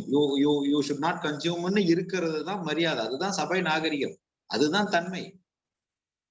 நம்ம ஜூஸோட சாப்பிட்டு வந்துடணும், அவ்வளவுதான், முடிஞ்சு போச்சு. இப்ப நீங்க அவர்களுடைய உணர்வுக்கும் மதிப்பு கொடுக்குறீங்க, உங்களுடைய உடலையும் உங்களுடைய மனதையும் நீங்க உங்களை ஸ்பாயில் பண்ணிக்காதீங்கன்னு சொல்றேன். இப்ப நீங்க என்னன்னா, ஆமா அவன்லாம் வந்து என்னங்க பொழப்பு நடத்துறான், இதெல்லாம் போய் பண்றான், நீங்க முன்னாடி போய் பேசினீங்கன்னா உங்களுடைய ஹெல்த்தும் ஸ்பாயில் ஆகும், மைண்டும் ஸ்பாயில் ஆகும். அங்க 2 கிளாஷ் ஆகும். அங்கேயே கூடயே போங்க, நீ சாப்பிடுப்பா, அவன் சேஸ் பண்றானா சேஸ் பண்ணுங்க, லெமன் ஜூஸை வச்சு சேஸ் பண்ணுங்க, சூப்பரா இருக்குடா, இன்னொரு பெக் ஊத்து லெமன் ஜூஸ் அப்படின்னு குடிங்க, முடிஞ்சு போச்சு. I was doing that. ஏன்னா நீங்க அதாவதுங்க, இப்ப நான் நண்பன் கிட்ட சொல்றேங்க, அவன் கேட்கல, நீங்க போய் அவனை திருத்துறன்னு நினைச்சிட்டு போராடக்கூடாது. என்ன பண்ண முடியும்? நீங்க ஒண்ணுமே பண்ண முடியாது. அதேதான், நண்பனை தூக்கிட்டு மனைவியை வைங்க, மனைவியை தூக்கிட்டு தகப்பனை வைங்க, தகப்பனை தூக்கிட்டு குழந்தைய வைங்க, யாரையுமே நீங்க திருத்த முடியாது. ஆனா நீங்க புரிந்து கொள்ளலாம், நண்பனையும் புரிந்து கொள்ளலாம், மனைவியையும் புரிந்து கொள்ளலாம், கணவனையும் புரிந்து கொள்ளலாம், மகனையும் புரிந்து கொள்ளலாம். நீங்க புரிஞ்சுக்கங்க, உங்களை ஸ்பாயில் பண்ணிக்காதீங்கன்னு சொல்றேன். இப்ப நீங்க எப்ப ஸ்பாயில் ஆகுறீங்கன்னா, நீங்க ஒரு விஷயத்தை அட்ராக்ட் பண்றீங்கிறது இயல்பு. நல்லா புரிஞ்சுக்கங்க, நீங்க ஒரு விஷயத்தை அட்ராக்ட் பண்றீங்கிறது இயல்பு. அந்த அட்ராக்ட் பண்றதுல போய் நீங்க மாட்டிக்கிறீங்க. எனக்கு இது வேணும்னு போய் மாட்டிக்கிறீங்க, இல்லைன்னா இதுக்கு வேண்டவே வேண்டான்னு போய் மாட்டிக்கிறீங்க. அதுதான் வெறுப்புன்னு 2 விஷயத்த புத்தர் சொன்னார். விருப்புங்கிறதுலயும் மாட்டிக்காதீங்க, வெறுப்புங்கிறதுலயும் மாட்டிக்காதீங்க. உங்களை ஸ்பாயில் பண்ணிக்காதீங்க, உங்க மைண்டை ஸ்பாயில் பண்ணிக்காது. அப்போ 3 விஷயம் நமக்கு ஸ்பாயிலே ஆகக்கூடாது. பாடியும் ஸ்பாயில் ஆகக்கூடாது, மைண்டும் ஸ்பாயில் ஆகக்கூடாது, நம்மளுடைய எனர்ஜியும் ஸ்பாயில் ஆகக்கூடாது. இப்ப ஏன் ஸ்பாயில் ஆயிட்டு இருக்குது? இதுதான் காரணம். நீங்க 13 வயசுல இருந்து 18 வயசுக்குள்ள இந்த விஷயத்தை நீங்க அப்ளை பண்ணாம விட்டுருக்கீங்க, அவ்வளவுதான். இந்த கிரியேட்டிவிட்டி, கன்ஸ்ட்ரக்டிவிட்டி, லைஃப் ஸ்கில், ரோல் பிளேங்கிற விஷயத்தை அப்ளை பண்ணல. இப்ப அப்ளை பண்ணலாம், அதுல இருந்து நீங்க வெளியே வந்துடலாம், அந்த பிரச்சனையில இருந்து நீங்க வெளியே வந்துடலாம். இப்ப கவனமா இருங்க, விழிப்போட இருங்க. என்ன விழிப்போட இருக்கணும்? கவனமா கன்ஸ்ட்ரக்டிவா இருங்க, கவனமா கிரியேட்டிவா இருங்க, கவனமா லைஃப் ஸ்கில்லா இருங்க, கவனமா ரோல் பிளே பண்ணுங்க. நீங்க நிதானமா உங்களுடைய பிரச்சனைல இருந்து மேல மீண்டும் வாங்க.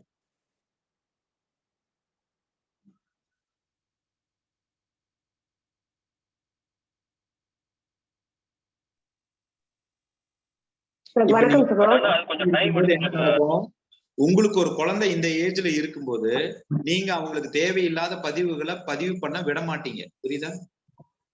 நீங்க அந்த குழந்தைக்கு பதிவு விட மாட்டீங்க. நீங்க அந்த குழந்தைக்கு பதிவு விடலைங்கும் போது உங்க வம்சம் நல்லா தானே இருக்கும். ஏதோ கேட்டீங்க, யாரோ கேட்டீங்க, எனிபடி? வணக்கம் சகோ, நான் தான் கேட்டேன். கேட்கல, சொல்ல வந்தேன். நமக்கு நாமே நம்மள சரி பண்ணிக்கணும் ஃபர்ஸ்ட். அது மட்டும் தான் மைண்ட்ல வச்சிருக்கணும். பக்கத்துல இருக்கிறவங்கள பத்தி அவங்களுக்கு கவனம் செலுத்தணுமே ஒழிய அவங்கள திருத்துறதுக்காக நம்ம போக கூடாது, போய் நம்மள வந்து காயப்படுத்திக்க கூடாது. அதுதான் லைஃப்ங்கிறத புரிஞ்சுக்கங்க. அதுதான் லைஃப்ங்கிறத புரிஞ்சுக்கங்க. அதானே சகோ, அன்னைக்கு ஒரு சம்பவம் நான் சொன்னேன் இல்லையா, எனக்கு தெரிஞ்ச பையன் கேட்டான், ஓ இயல்புல நீ இருன்னு சொல்லிட்டு வந்தேன்னு சொல்லிட்டு. அதுதான் நான் புரிஞ்சுக்கிட்டேன், நான் அதை வந்து கன்வே பண்ணிட்டு வந்தேன். அவ்வளவுதான். தேங்க்யூ சகோ. அவ்வளவுதான். தேங்க்யூ சகோ. குருஜி, இந்த இடத்துல ஒரு சொல்லட்டுங்களா? நானு சொல்லுங்க சொல்லுங்க. இப்போ புத்தருடைய சின்ன கதை எனக்கு ஞாபகம் வந்துச்சுங்க.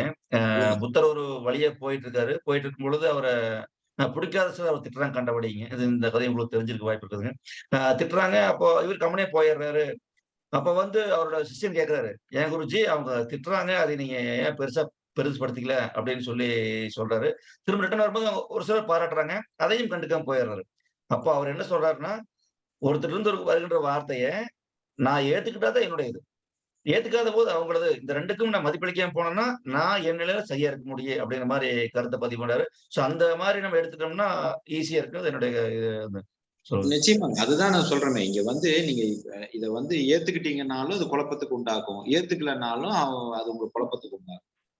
நீங்க உங்க மைண்டு, உங்களுடைய பாடி, உங்க மைண்ட், உங்க ஸ்பிரிட்ல நீங்க கவனமா இருங்கன்னு நான் சொல்றேன். வேற ஒண்ணுமே இல்லை. இப்ப நீங்க அதை மீறி நீங்க வலிக்கு விழுறதுக்கோ, அதை மீறி நீங்க சலனப்படுறதுக்கோ, அதை மீறி நீங்க வேதனைப்படுறதுக்கு காரணம் உங்களுடைய சைல்ட்ஹுட் பிலீஃப்ங்கிறத மறந்துடாதீங்க. இப்ப உங்க வீட்டுக்கார் திட்டுறதுனால நீங்க கோவப்படல, வீட்டுக்கார் திட்டுறதுனால நீங்க வந்து வருத்தப்படல. சின்ன வயசுல இருந்து நீங்க பதிவாய் வீட்டுக்காரி என்பவர் திட்டவே கூடாதுங்கிற ஒரு பதிவு தான் இங்க உங்களை டிஸ்டர்ப் பண்ணுது.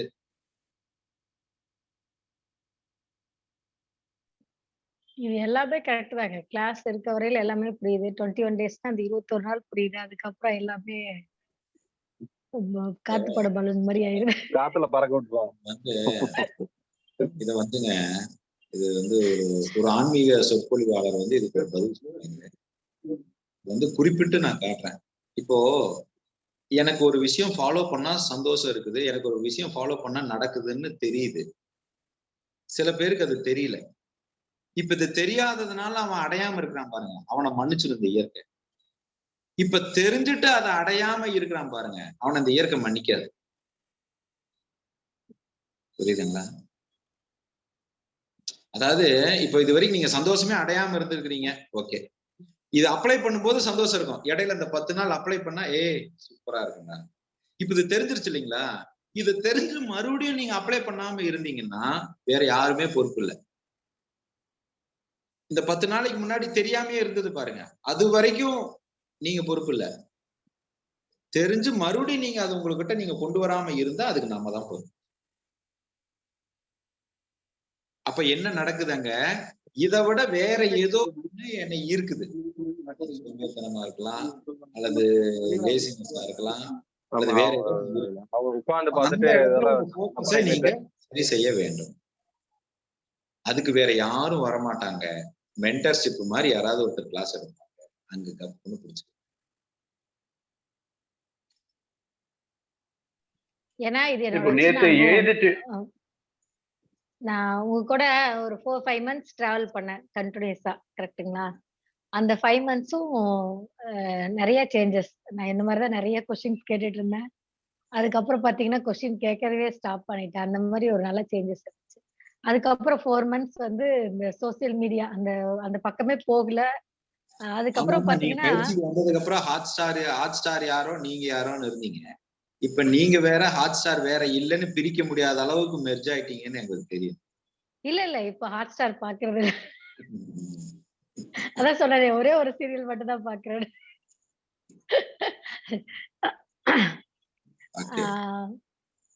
அதான் இப்ப பாத்தீங்கன்னா அந்த 4 மாசத்துக்கு அப்புறம் புரியுது. ஆமா நம்ம இப்படி இருக்கக்கூடாது, இப்படி செய்யக்கூடாது. அதாவது இவங்க இந்த இந்த மனநிலைமையில தான் சொல்றாங்க அப்படிங்கிறது காலையில கிளாஸ் புரியுது. நீங்க என்ன புரிஞ்சுட்டீங்க? நீ காலையில கிளாஸ் என்ன புரிஞ்சுட்டீங்க? காலையில கிளாஸ் என்ன புரிஞ்சுட்டீங்கன்னு கேட்டா அதாவது இந்த மாதிரி நமக்கு டைவர்ஷன்ஸும் டிஸ்ட்ராக்ஷன்ஸும் வந்துகிட்டு தான் இருக்கும். அது வராம இருக்காது. அதுதான் இயல்புங்கிறது நம்மளுடைய வாழ்க்கைங்கிறது தான் நான் காலையில சொல்லி கொடுத்தேன். ஆமா சொன்னீங்க. அந்த யூ டர்ன் போடுறதுலதான் பெரிய சேலஞ்சே இருக்கு. அதுதான் இப்போ நான் நீங்க அது பெரிய சேலஞ்சுன்னு ஒரு மைண்ட் வச்சிருக்கீங்க பாருங்க. அதை தூக்கி போடுங்க. இது ஒண்ணுமே இல்ல, இது ரொம்ப சிம்பிள்னு நினைச்சீங்கன்னா முடிஞ்சு போகும். இது நீங்க அது பெரிய விஷயம் மனசுல நினைச்சிட்டு இருக்கீங்க. அதுதான் இது ஒரு பெரிய டாஸ்க்னு நினைக்கிறீங்க சிஸ்டர். இது பிகஸ்ட் டாஸ்க் நினைக்கிறீங்க. ரைட். எஸ் ஸ்ரீனிவாசன் பிரதர் கேளுங்க. இல்ல இப்ப நீங்க எழுதிட்டு வர சொன்னீங்க இல்லையா, அந்த டிசையர்ஸ் பிளஸ் இந்த கீழே நம்மள எந்த ஹேபிட்ஸ் வந்து விடணும் அப்படின்னு சொல்லிட்டு, இப்போ அதுக்கு இதுக்கு எப்படி ரிலேட் பண்றது? இப்போ நீங்க சொல்ற மாதிரி அந்த 4 இதை வந்து நீங்க வந்து அந்த சுபாவங்கள் இருக்கு பாருங்க. நான் சொல்றது வந்து இப்ப முதல்ல அந்த ஃபுட் ஹேபிட்ஸ் சொல்றேன். இது எனக்கு தெரியுது, ஆனா நான் செய்யக்கூடாதுன்னு நான் நினைக்கிறேன். ஆனா என்னால அதை நிறுத்த முடியலன்னு நீங்க ஒரு சில பழக்கம் எழுதிருக்கீங்களா? இப்போ அதுல இருந்து நீங்க மீண்டு வருவதற்கு இந்த ரோலை பிளே பண்ண முடியுமான்னு பாருங்க. இந்த கிரியேட்டிவிட்டி, இந்த கன்ஸ்ட்ரக்டிவிட்டி, இந்த லைஃப் ஸ்கில், இத நீங்க அப்ளை பண்ண முடியுமான்னு பாருங்க. இப்போ ஃபார் எக்ஸாம்பிள், நான் வந்து காஃபி குடிக்கிற ஹேபிட் எனக்கு இருக்கு. நான் தவிர்க்கணும்னு நினைக்கிறேன். ஆனா ஒரு நாளைக்கு 5 தடவை 6 தடவை நான் குடிக்கிறேன். எனக்கு தப்புன்னு தெரியுது, ஆனா அதை என்னால நிறுத்த முடியும். இப்ப நீங்க என்ன பண்ணலாம் அப்படின்னா, இந்த காஃபி குடிக்கிறத ஸ்லோவா நீங்க வந்து பால் இல்லாத காஃபிக்கு மாறலாம். ஒண்ணு பிளாக் காஃபிக்கு மாறலாம், இல்லைன்னா நீங்க வந்து லெமன் காஃபிக்கு மாறலாம். இந்த மாதிரி லெமன் டீ ஏதோ ஒண்ணு. முதல்ல அந்த அந்த நிலையை கொஞ்சம் மாத்துங்க. அந்த அந்த அந்த ஹேபிட்ல இருந்து மாறதை விட்டு போட்டு அந்த பொருளை மாத்துங்க. அந்த மாதிரி கிரியேட்டிவா எதையாவது ஒண்ணு பண்ணுங்க. இப்போ ஃபார் எக்ஸாம்பிள், நீங்க வந்து இப்ப நான்வெஜ் சாப்பிட்டுட்டு இருக்கிறீங்க, ஆனா நீங்க நிறுத்தணும்னு நினைக்கிறீங்க. என்ன பண்ணலாம்? இப்ப இந்த நான்வெஜ் சாப்பிட்றத கொஞ்சம் வெவ்வேறு மாதிரியான டிஃப்ரெண்ட் கடைகள்ல போய் சாப்பிடக்கூடிய ஹேபிட்டா பண்ணுங்க. இப்ப இங்க சாப்பிட்டா அடுத்தது வேற எங்கேயாவது போய் தான் சாப்பிடணும். அதனால கொஞ்சம் அது மினிமைஸ் ஆகிறதுக்கு வாய்ப்பு இருக்கு. இந்த மாதிரி ஏதாவது கிரியேட்டிவா அப்ளை பண்ண முடியுமான்னு பாருங்க. அதாவது நான் என்ன சொல்றேன்னா, அதை கன்சியூம் பண்ண பாருங்க, ஆனா கொஞ்சம் கிரியேட்டிவ் மெத்தட்ல கன்சியூம் பண்ண பாருங்க. Take some time and apply it. இப்ப ரொட்டீனா ஒரே கடையில போய் ஒரே இடத்துல போய் நீங்க அந்த நான்வெஜ் சாப்பிடுறதோ அந்த ஹேபிட்டையோ நீங்க தவிர்க்க பாருங்க. அதாவது மோனோட்டோனஸை அவாய்ட் பண்ணுங்க. நான் சொல்றது புரியுதுங்க? மோனோட்டோனஸை நீங்க தவிர்க்க பழங்க.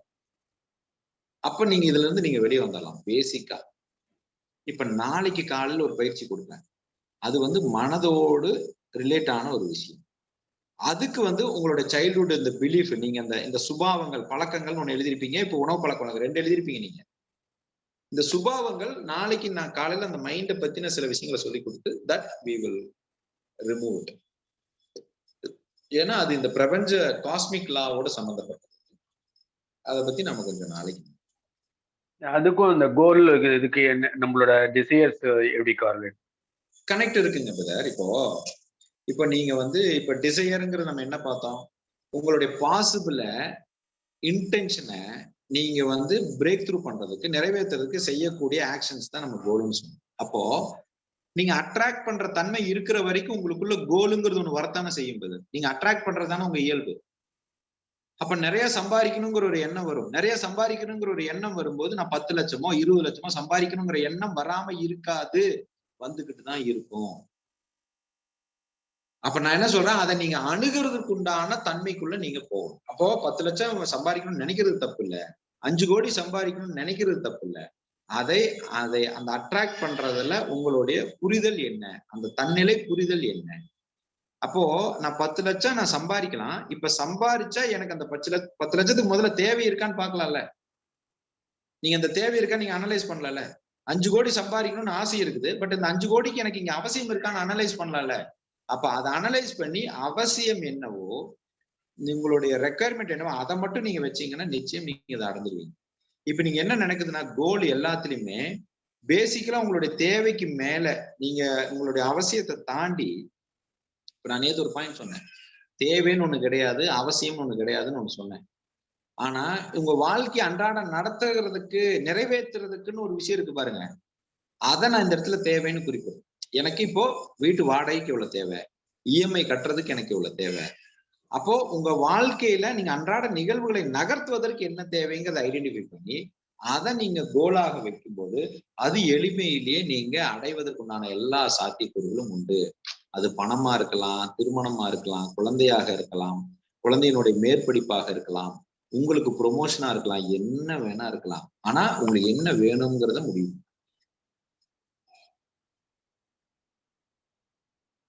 இப்ப என்ன வேணுங்கிறது முடிவு பண்றது எப்படி சம்மந்தப்படுது? You attract lot. அந்த அட்ராக்ட் லாட்ல ப்ரியாரிட்டி நீங்க பண்றது இல்ல. எனக்கு எது முதல்ல வேணும், எது ரெண்டாவது வேணுங்கிற ப்ரியாரிட்டி நம்ம பண்றது இல்லைங்க. அதாங்க குழப்பம், ஒண்ணும் இல்லை.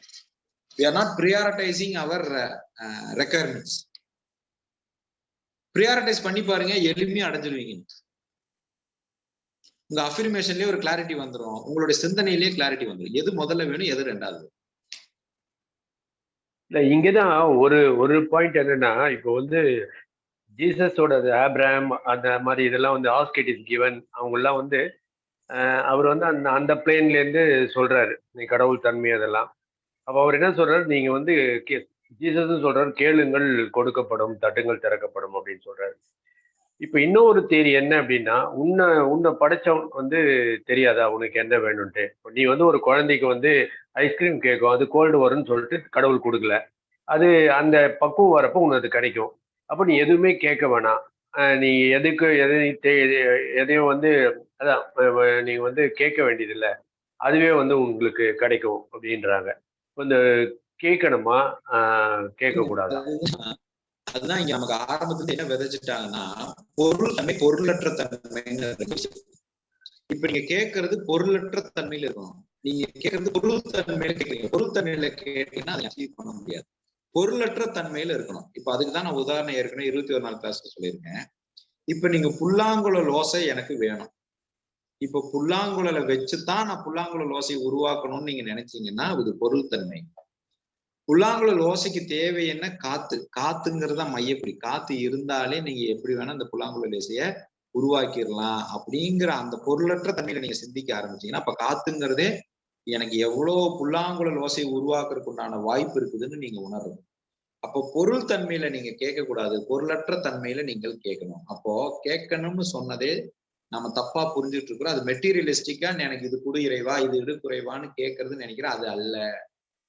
கேட்கறது என்பது எனக்குள் கேட்பது, எனக்குள் ஒலித்து கொண்டிருப்பதை காதில் கேட்பது. எனக்குள் ஒண்ணு ஒலித்து கொண்டிருக்கிறது, உள்ள ஒரு அட்ராக்ஷனை நோக்கி ஒண்ணு பயணிச்சுட்டு இருந்த உயிர் ஒன்றை நோக்கி பயணித்து கொஞ்சம் காது கொடுத்து கேளுங்க, உனக்கு இது தேவையா, இது எவ்வளவு தேவை, இவ்வளவு போதுமா அப்படிங்கிற அந்த தெளிவு கிடைச்சா கிடைச்சிடும்.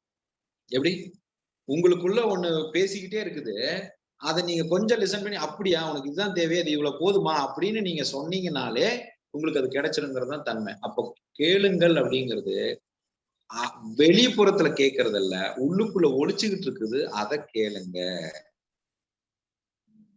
அகத்துக்குள்ள ஒழிச்சுக்கிட்டு இருக்குது, அதை கேளுங்க. அப்ப அகத்துக்குள்ள எங்க ஒழிக்குது? அகத்துக்குள்ள உங்களுடைய உயிரினுடைய நோக்கம், உயிர் நோக்கம் ஒண்ணு இருக்குது. அந்த உயிர் நோக்கம் அதை நோக்கிதான் பயணித்துக் கொண்டிருக்குது. அந்த நோக்கத்தை பயணிக்கிறதுக்கு கொஞ்சம் அதை காது கொடுத்து கேட்டீங்கன்னா, அந்த நோக்கத்துல பயணிக்கிறதுக்கு நீங்க வழி விட்டாலே போதும், எல்லாம் உங்களுக்கு கிடைச்சிடும். இந்த உயிரினுடைய நோக்கம் அதனுடைய நோக்கத்துல செயல்படுறதுக்கு நீங்க வழி விட்டாலே போதும்.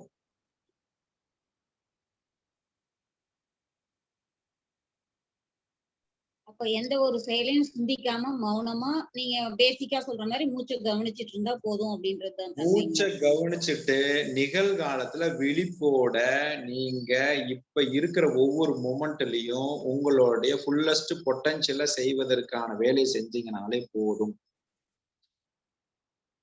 நேரத்தை விரயம் பண்ணாமல் என்னுடைய நேரத்தை விரயம் பண்ணாமல் மூச்சை கவனிச்சு இப்ப இருக்கிற இந்த கணத்துல நான் பொறுப்போட இருக்கணுங்கிற உங்களுடைய பொட்டன்ஷியலை நீங்க அதிகரிச்சீங்கனாலே உங்களுக்கு வேணுங்கிறது கிடைக்கும். எல்லாமே வந்து சார்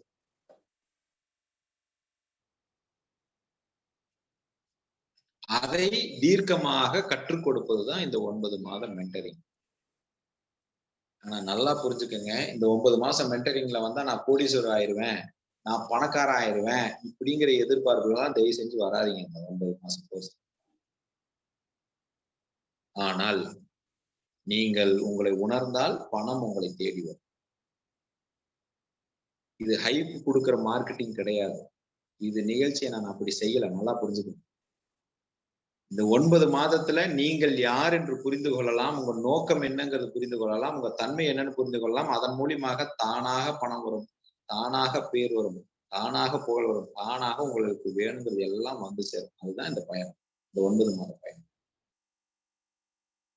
அதுக்காக இது ஆன்மீக பயணமா கிடையாது, மோட்டிவேஷன் பயணமா கிடையாது, சுய மேம்பாட்டு பயணம். நம்மளை நாம் ஒவ்வொரு கணமும் நம்மளை நாம் மேம்படுத்திக் கொள்ளும், ஒவ்வொரு கணமும் ஒவ்வொரு வினாடியும் நம்மளை மேம்படுத்திக் கொள்ளக்கூடிய பயணம் தான் இந்த mentoring.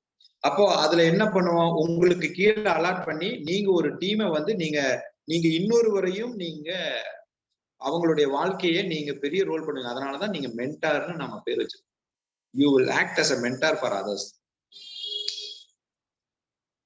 You will be a mentor for others. You will become a mentor for others.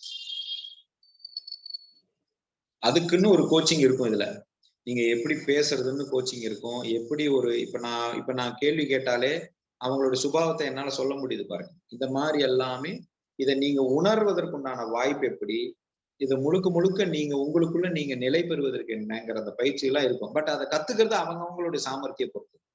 எல்லாரும் இப்படி ஆயிட முடியும்னு நான் சொல்ல முடியாது. அவரவர்களுடைய சாமர்த்தியத்துக்கு.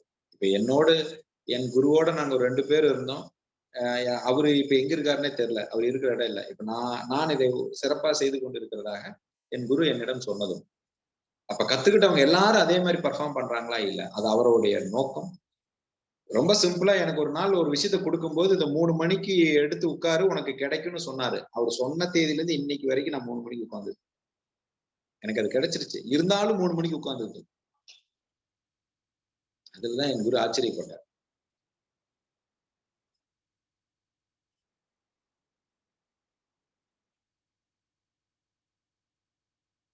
அப்போ இந்த மென்டரிங்க்கு யாராரு உங்களை நீங்க பயணம் பண்றீங்கிறது விருப்பம் இருக்குங்கிறவங்க கொஞ்சம் விரைவா உங்களுடைய பேரை நீங்க பதிவு பண்ணிருங்க. You can mention your names so that we will take the journey to the next step. வேற ஏதாவது கேள்வி இருந்தா நீங்க கேட்கலாம். அண்ணா, இந்த 6 டைப்ஸ் ஆஃப் எமோஷன்ஸ் நம்ம உணவோட சம்பந்தப்பட்டிருக்குன்னு சொன்னீங்களா? ஆமாங்க. அது என்ன, அந்த நம்ம எந்த உணவு எதோட சம்பந்தப்பட்டிருக்குன்னு ஏதாவது இருக்குங்களா? நாளைக்கு பார்ப்போம் சிஸ்டர், நாளைக்கு பார்ப்போம். ஓகே.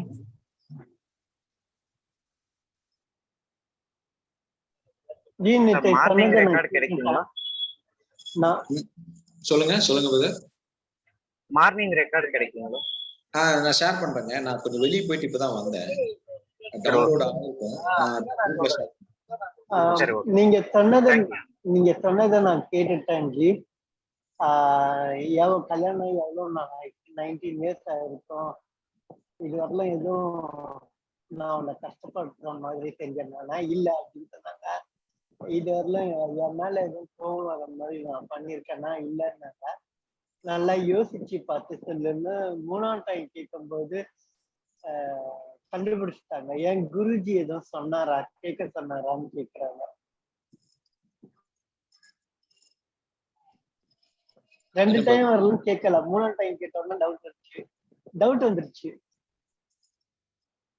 என்ன புதுசா நம்மால் ஏதோ புதுசா பேசுறாரு அப்படின்னு டவுட் வந்துருச்சு. இல்ல, இது வரலாம் இல்லன்னு சொன்னாங்க. அப்படிலாம் ஒண்ணும் இல்லையே, நீங்க நல்லா தான் உங்க மேல சொல்றது அளவுக்கு ஒண்ணும் இல்லையேன்னாங்க. யோசிச்சு சொல்லுன்னா அப்ப கண்டுபிடிச்சிட்டாங்க. அது வரையிலும் கண்டுபிடிக்கல. யோசிச்சு இது வரைக்கும் அப்ப நீங்க யோசிச்சு சொல்லுன்னு அவங்க நிதானமா நீங்க செவி கொடுத்து அவங்க கிட்ட கேட்டதே இல்ல.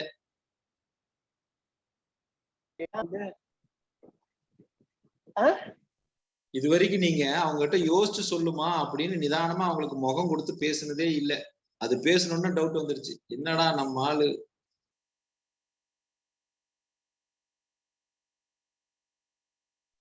கரெக்ட், அதான் ட்ரூ. அப்பப்ப அதுக்கு தான் நான் கேட்டுருவேன். ஒரு 5 பிடிச்ச விஷயம் 5 பிடிக்காத விஷயம் எழுதி கொடு அப்படின்னு என் ஃபேமிலில எல்லாத்தையும் சொல்லிடுறேன். எவ்வளவு யோசிச்சாலும் வரலன்னு சொல்றதுக்கு பதிலா டைரக்டா கேட்டாங்க குரு ஏன்னா 2 டைம் சொல்லும் போதே எனக்கு லைட்டா இருந்துச்சு. 3ஆம் டைம் சொல்லும் போது ஸ்ட்ராங் ஆயிடுச்சு. சரி, நல்ல விஷயம். But appreciated anyway. நம்ம சொன்னதை செஞ்சுட்டீங்க. சகோ உங்க டிஸ்க்ளைமரை மீறிட்டாரு சகோ.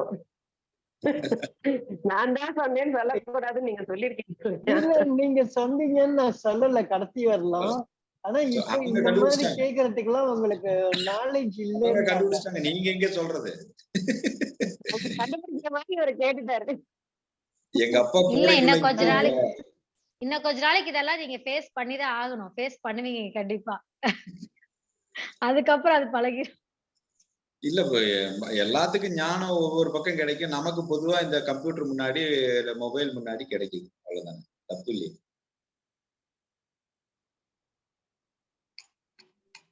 ஏன்னா எங்க வீட்டுக்காரரே கேட்க ஆரம்பிச்சுவாரு. அவங்க இவ்வளவு நாளா நல்லா தூங்கிட்டு இருந்த 8 மணி வரையிலும் இப்ப 4 மணிக்கு எந்திரிக்க ஆரம்பிச்சிட்டீல, இப்ப என்ன மறுபடியும் அந்த கிளாஸ் அட்டெண்ட் பண்ண ஆரம்பிச்சிட்டியோ அப்படின்னு. அவங்க கிட்ட சொன்னது, நீங்க கம்ப்யூட்டர் தவிர்த்து வேற எதையுமே பார்த்தது இல்ல, என்கிட்ட சண்டை போடுற அளவுக்கு உங்களுக்கு என்ன டைம் இருக்கு, என்ன திட்டுற அளவுக்கு டைம் எதுவுமே இல்லை. இங்க திறந்தா ஓபன் பண்ணா கம்ப்யூட்டர், க்ளோஸ் பண்ணா கம்ப்யூட்டர். இதுக்கு மேல எப்படி ஒரு மனைவியின் கணவனை திட்ட முடியும்? அதனால திட்டுறதுக்குலாம் உங்களுக்கு டைம் இல்லன்ட்டாங்க. அதனால நான் என்ன சொல்ல முடியும்? இந்த ஸ்டேட்மெண்டே நம்ம நல்லா திட்டி இருக்கிறாங்க அவங்க. அவங்க உங்களை திட்டி இருக்காங்க, உங்களுக்கு அது புரியலங்க. நாங்களாம் இப்படிதான் திட்டுவோம் மறைமுகமா. அதாவது புகழ்வதை போல இகழ்வதும், இகழ்வதை போல புகழ்வதும் வஞ்சி புகழ்ச்சி அணியை ஏற்படுத்தி இருக்காங்க. ஆமா, ஆக மொத்தம் அவங்க உண்மையை சொல்லிட்டாங்க, பதில சொல்லிட்டாங்க. நீங்க கஷ்டப்படுத்தி இருக்கிறீங்களா அப்படிங்கிற கேள்விக்கு பதில் சொல்லிட்டாங்க பிரதர்.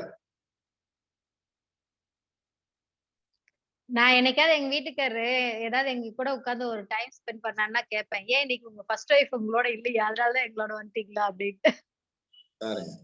சும்மா ஆனா இது அப்படி ஒண்ணும் கேட்கலையே, பெருசா ஒண்ணும் கேட்கலையே. நீங்க சும்மா நாக்கு பிடிங்கிறதுக்கு மாதிரி ஒண்ணே ஒண்ணு கேட்டீங்க, அவ்வளவுதானே. அனுபவம் நிறைய இருக்கு பிரதருக்கு. ஆமா, போன் பண்ணா அங்க கரண்ட் போயிடுச்சான்னு கேட்பேன். பாத்தீங்களா? ஓ, இது வேற திட்டாங்களா?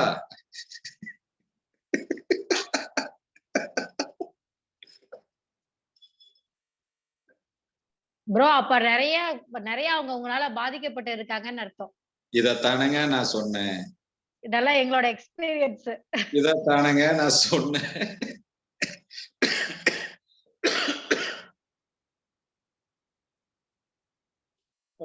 குருஜி, இது சிவசத்யா சிஸ்டருக்கு தான் என்னோட கேள்வி.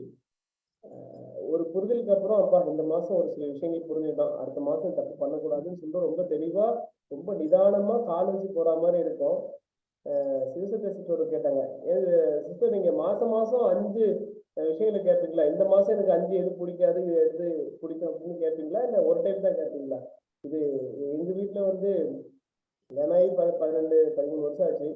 அப்பெல்லாம் லவ் பண்ற மாதிரி பேசினா இப்ப எதுவும் கண்டுக்கிறது இல்லை, அவ்வளவுதான் போ அப்படின்றாங்க. திடீர்னு சரி அடுத்த நாள் ஏதாவது புகுது வாங்கி போய் கொடுத்தோம்னு வச்சுக்கோங்க, திடீர்னு என்ன பெருசு ஒரு ஞானவரை வந்துருச்சு, குருஜிட்ட ஏதாவது கேட்டுக்கலாம்பாங்க. சரிடா லேட்டா தான் போகணும்னு சொல்லி போட்டோம்னா அப்ப வீட்டுக்கு கண்டுக்க மாட்டேங்கிறான்னு கேட்குறாங்க. எப்படி மேனேஜ் பண்றதுன்னு இதுல கொஞ்சம் போகும்.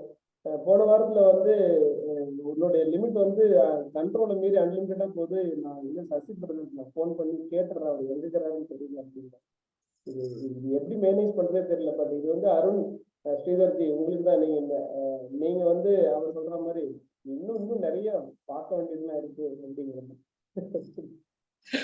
இல்லைங்க ஆக்சுவலா சக்கரவர்த்தி, ஆக்சுவலா என்னன்னா நைட்டு பயங்கரமா சண்டை நடக்கும்.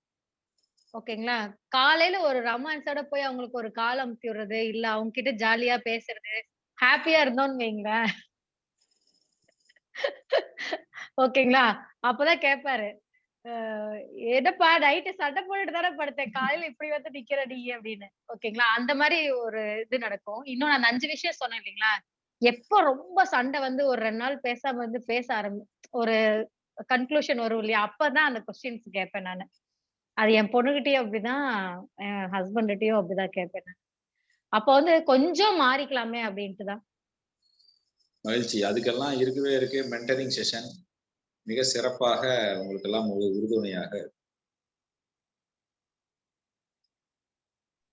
அதுக்கு தானே வந்திருக்கோம். நிச்சயம். ஸ்ரீனிவாசன் பிரதர், நீங்க ஏதோ பேசுறீங்களா? மியூட்ல இருந்துட்டு பேசுறீங்க போல. இல்ல, நீங்க அதுக்குதான் அழகா டிசைன் பண்ணி கொடுத்துருக்கீங்க. நைட்டு படுக்க போகும்போது வாழ்த்துட்டு படுங்கன்னு சொல்லிட்டு, அப்படி படுத்துக்கிட்டு இருந்தா காத்தால கால் பிடிக்க வேண்டிய அவசியமே இல்லை. ஏன்னா நைட்டு அங்கேயே ரிசால்வ் ஆயிடுது. இப்போ அது மாதிரிதான் எந்த ஆயிட்டு இருக்குது. நைட்டே நீங்க காலையில காலம் போக வேண்டியது இல்ல, நைட்டே காலம். ஏன்னா அது பெஸ்ட். இது ஏன்னா எங்களுக்கு வந்து ஒரு 1 வீக் கண்டினியூ ஆகாது. இப்போ வந்து அது ஆக மாட்டேங்குது. ஏன்னா அதை ப்ராக்டிஸ் பண்ணணுன்றதுனால நம்ம இது பண்ணிட்டு போய் சொல்லிடுறோம், ஹாப்பியாரு அந்த மாதிரி சொல்லிட்டு படுக்கும் போது. ஆக்சுவலி நீங்க மென்டர்ல வந்து என்னுடைய நிறைய பர்சனல் ஓப்பன் ஆகும் நிறைய. ஏன்னா நான் ரிலேட் பண்ணி தான் உங்ககிட்ட பேச முடியும். அது மென்டருக்கு வாங்க, மொத்த லைஃப் ஹிஸ்டரியை வந்து தெரிஞ்சுக்கிற மாதிரி இருக்கும். அதுல வந்து நீங்க எதெல்லாம் நம்ம கடந்து வந்துகிட்டு இருக்கிறோம், எப்படியெல்லாம் நம்ம அணுகிட்டு இருக்கிறோம் அப்படிங்கிறது வந்து, ஏன்னா நான் உண்மையா இருந்துதான் உங்களுக்கு கத்துக் கொடுக்கணும். அப்ப நானா இருக்கிறதுக்கு உண்டான எல்லா வாய்ப்புகளும் மென்டரிங்ல இருக்கும். இது வந்து ஒரு இன்ட்ரோடக்ஷன் செஷன். இதுல வந்து நான் கொஞ்சம் இளைமறை காயா தான் பேச முடியும். ஏன்னா மென்டரிங்ல நாங்க ஒரு உறுதிமொழி எல்லாம் வாங்குவோம். நீங்க கேட்கறத வெளியே போய் சொல்லக்கூடாது, நாம இங்க பேசுறது வெளியே பகிர்ந்து கூடாதுன்னு சில உறுதிமொழி எல்லாம் நம்ம வாங்கிட்டு தான் பேசுவோம். இல்ல, இப்போ நீங்க அது கொஞ்சம் சொன்னீங்கன்னா நம்மளால அதோட கோப்பப் பண்ண முடியுமான்றதுக்கு, ப்ரிப்பரேஷன் பண்ண முடியுமான்றத ஒரு புரிதல் கிடைக்கும்ல. இப்ப இதெல்லாம் இருக்கும், இப்படிதான் நீங்க நேற்று சொன்னீங்க இல்லையா, கண்டிப்பா நீங்க ஈவினிங் வந்து சாப்பாடை விடணும், அந்த மாதிரி சொல்றேன் நான். ஏன்னா சில பேருக்கு வந்து அது அந்த கன்வின்சிங்கா இல்லை அப்படின்னா உள்ள வருது வந்து இதாகும் இல்லையா. வந்து இது சில தன்மைகள்ல அவங்க அந்த புரிஞ்சுக்கிற நாலேஜை வச்சு வர்றதுதான் அங்க கர்மவினை வேலை செய்யும் தான் நாங்க அந்த இடத்துல கொஞ்சம் ஒரு பாஸ் கொடுக்குறோம். அதுதான் அவங்கள பிரேக் பண்ணுவாங்க. அப்ப அதை தாண்டி சரண்டரிங்கிறது அங்கதான் வரும். அந்த சரணடைதல்ங்கிறது அங்கதான் வரும். இது வந்து சரணடைதலுக்கான டெஸ்ட். அதனால அந்த பார்வையில நம்ம இப்ப நேத்து நான் ரொம்ப போல்டா சில விஷயங்களை சொன்னேன், இது இருக்கும்னு. இப்ப நான் எமோஷன் சார்ந்து என்னால எதையுமே சொல்ல முடியல. ஏன்னா சரணடைதலுக்கான தேர்வு. நீங்க சொன்ன மாதிரி ஈவினிங் 6 o'clock மேல சாப்பிடக்கூடாதுன்னு சொன்ன மாதிரி நான் 8 months இருந்திருக்கு. இப்ப டேப்லெட் போட வேண்டிய ஒரே ரீசன்னால மட்டுமே வந்து நைட்டு சாப்பிடுறேன். அது கூட நிறைய நாள் நைட்டு வந்து ஸ்கிப் பண்ணிடுறேன், இன்னும் டேப்லெட்டும் ஸ்கிப் ஆயிடுது அதனால. ஆனா ஈவினிங் 6 o'clock மேல கிட்டத்தட்ட 8 to 9 months எல்லாம் சாப்பிடவே இல்லை. 6 மணிக்கு மேல என்னோட ஒய்ஃபும் கேட்டிருக்காங்க. ஏன் அப்போ வந்து அவங்க என்ன பண்ணுவாங்கன்னா 4:30 ஏதாச்சும் வேணுமான்னு கேட்பாங்க, வேற ஏதாச்சும் சின்னதா கொடுப்பாங்க. அதுக்கு மேல நான் சாப்பிடவே மாட்டேன். நல்லது. பட் மேபி நீங்க இப்ப மெடிசன் இருக்கிறதுனால நீங்க அதை எடுத்துக்கலாம். பட் நீங்க இதெல்லாம் மென்டாரிங் வந்தீங்கன்னா இதுக்கெல்லாம் ஒரு பர்சனல் தீர்வு இருக்கு. மென்டரிங்ல வந்து எவ்ரிதிங் ஹேவ் a சொல்யூஷன்.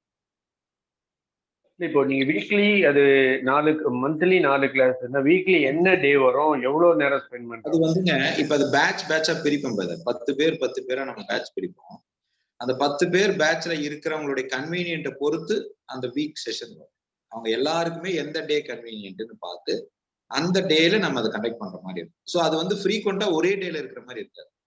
இப்ப இந்த செஷனை ஃபிக்ஸ் பண்ணும்போது அடுத்த வார செஷன் எப்ப வச்சுக்கலாம் அப்படிங்கிற மாதிரி இருக்கும். அது வந்து full of convenient of the team members. இப்ப அந்த 10 பேர் ஒரு மார்னிங் இருக்குமா ஆஃப்டர்நூன்ஸ் இருக்குமா அந்த மாதிரி? சில நேரம் மார்னிங் இருக்கும் பிரதர், சில நேரம் ஏர்லி மார்னிங் இருக்கும், சில நேரம் காலையில 10 மணிக்கு இருக்கும், சில நேரங்கள்ல ஹாலிடேனா 10 மணிக்கு இருக்கும், சில நேரங்கள்ல பட் மேக்சிமம் ஈவினிங் நான் தவிர்த்துறேன் பிரதர். ஈவினிங் நான் செஷன் வைக்கிறது ஆல்மோஸ்ட் எல்லாமே ஒரு மார்னிங் ஹவர்ஸ் இருக்கலாம், இல்லைன்னா it depends upon the availability and convenient. Subject ஆபீஸ்லாம் போகும்போது அந்த டைம்ல வச்சீங்கன்னா அட்டெண்ட் பண்ணுங்க. இல்ல அதுதான், அது வந்து மேக்சிமம் வந்து அந்த கன்வீனியன்ட் பொறுத்து தான் இருக்கும். மேபி சாட்டர்டேவோ அல்லது சண்டேவோ அப்படி பொறுத்து தான் இருக்கும். சில சமயங்கள்ல என்னோட இந்த 21 டே செஷன் இல்லாத போது 4 மணிக்கு இருக்கும். ஒரு 10 நாள் கேப் வர்ற அன்னைக்கெல்லாம் கண்டினியூஸா சில செஷன்ஸ் இருக்கும். ஒரு 2 நாள் 3 நாள் தொடர்ச்சியா 3-4 மணிக்கு செஷன். சில விஷயங்கள் ஒவ்வொரு மாசத்துலயும் ஒரு ஒரு ஒரு 1 வீக் உங்களுக்கு அந்த மாதிரி ஒரு கண்டினியூட்டி இருக்கும் ஒரு செஷன்ஸ். அது வந்து அந்த பயிற்சியை மட்டும் உங்களுக்கு சொல்லிக் கொடுக்குற மாதிரி இருக்கும். பட் பேசிக்கலி அதை நீங்க டெய்லி ஃபாலோ பண்றதுக்கு அந்த டீமுக்கு ஒரு லீடர் இருப்பாங்க. அந்த லீடர் வந்து அதை ஃபாலோ பண்ற மாதிரி இருக்கும். அந்த டீமே நீங்களே வந்து இன்னொரு 4-5 பேர், குறைஞ்சது ஒரு 2-3 பேரை நீங்க கைட் பண்ற மாதிரி தான் இருக்கும். நீங்க வந்து இந்த 21 நாள் வர்றவங்கள you need to handle them. Overall அப்ப 36 கிளாஸஸ் வருமா இது? ஆமாங்க, ஆமாங்க. 36ங்கிறது ஸ்கெட்யூல்டுங்க. அன்ஸ்கெட்யூல்டு நிறைய இருக்கும். இதுக்கு மினிமம் 36 இருக்கும். பட் அதுக்கு மேல நான் சொல்ற மாதிரி இந்த காலையில நான் கண்டக்ட் பண்ற அதெல்லாம் வந்து கவுண்ட்ல வராது. இன்னைக்கு காலையில நாளைக்கு காலையில மாதிரி அப்படிதானே வந்து? ஆமா. இப்ப இது பாத்தீங்கன்னா நான் உங்களுக்கு சொன்னது வந்து ஈவினிங் தான் 3 கிளாஸ் இருக்குன்னு சொன்னேன். இப்ப இன்னைக்கு காலையில நாளை காலையில நான் எடுக்க போறேன். இது கவுண்ட்ல வராது. ஆனா to make you available, to make you benefitted, that அதை நாம செய்வோம். அப்புறம் இந்த 9 மாசத்துல ஒரு தடவை வந்து யாத்திரான்னு ஒண்ணு இருக்குங்க, ஞான யாத்திரான்னு ஒண்ணு இருக்கும். அது வந்து எனக்கு ஞானம் கொடுத்த குருவோடைய தளத்துக்கெல்லாம் உங்களை அழைச்சிட்டு போற ஒரு பிளான் இருக்கு. அது வந்து நீங்க நம்ம எல்லாரும் கொஞ்சம் பிளான் பண்ணி அந்த சமயங்கள்ல I will take you time my guru's place, என்னோட குரு தளத்துக்கு உங்களை அழைச்சிட்டு போய் அந்த சித்தர் தளத்துக்கு அதை அழைச்சிட்டு போறது உண்டு. அதே மாதிரி சென்னையில ஒரு குரு இருக்காரு, அவரையும் கூட்டிட்டு போய் நம்ம சந்திக்கிறதுக்கான இது கோயம்புத்தூர் வரணுமா? அப்போ கோயம்புத்தூர்ல 2 இடம் இருக்குங்க, திண்டுக்கல்ல 1 இருக்குங்க, அந்த மாதிரி திருவண்ணாமலையில 4 இருக்குங்க. அது வந்து இந்த 9 மாசத்துல ஏதோ ஒரு தடவை அந்த யாத்திரான்னு ஒண்ணு இருக்கும், ஞான யாத்திரான்னு சொல்லுவோம். இல்ல அப்போ எங்க வரணும்னு கேட்கறேன், எந்த ஊருக்கு? இல்லைங்க, நம்ம காமனா ஒரு இடத்துல அசம்பிள் ஆகி எல்லாரும் டிராவல் பண்ற மாதிரி இருக்கும். நீங்க ஒரு 2 days எங்க கூட பயணம் பண்ற மாதிரி இருக்கும். நம்ம அந்த டிராவல் எங்கோ ஒரு இடத்துல இருந்து நம்ம ஸ்டார்ட் பண்ணுவோம். அதை வந்து நீங்க என் கூட வந்து திருவண்ணாமலையில நீங்க ஒண்ணுமே இல்லாம சத்திரத்துல தங்குற மாதிரி இருக்கும். பரதேச வாழ்க்கைன்னு பேர், அதுக்கு பேர். அந்த மாதிரி ஒரு பயணம் இருக்கும். நீங்க ஒண்ணுமே இல்லாம நம்ம போனா எப்படி இருக்கும், அப்படி இருக்கும் அந்த பயணம்.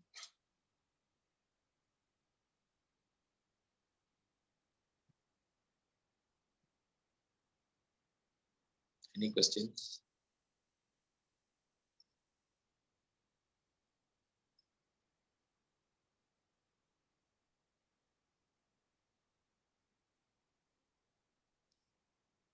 சந்தேகங்கள் ஏதாவது இருக்குங்களா? இன்றைய வகுப்புல உங்களுக்கு ஏதாவது சந்தேகம் இருக்கா? நாளைக்கு காலையில டைம் சொன்னீங்கன்னா நான் கொஞ்சம் கிளம்பணும், பயனர் வராங்க, அதனாலதான். 4:30. ஓகே சார், நான் காலையில இணைஞ்சுக்கிறேன். நன்றி சார். நன்றி. வேற எதுவும் கேள்வி இருக்குங்களா? இருக்குங்க. இந்த 9 மந்த்ஸ் சொன்னீங்க இல்லையா, இப்ப 9 மந்த்ஸ் அட்டன் பண்ண முடியல, இப்ப நான் ஒரு 2-3 மந்த்ஸ் தான் வந்து நம்மளோட டிராவல் பண்ற மாதிரி இருக்கு அப்படின்னா, அப்ப எனக்கு என்ன மாதிரி புரிதல் இருக்கும்?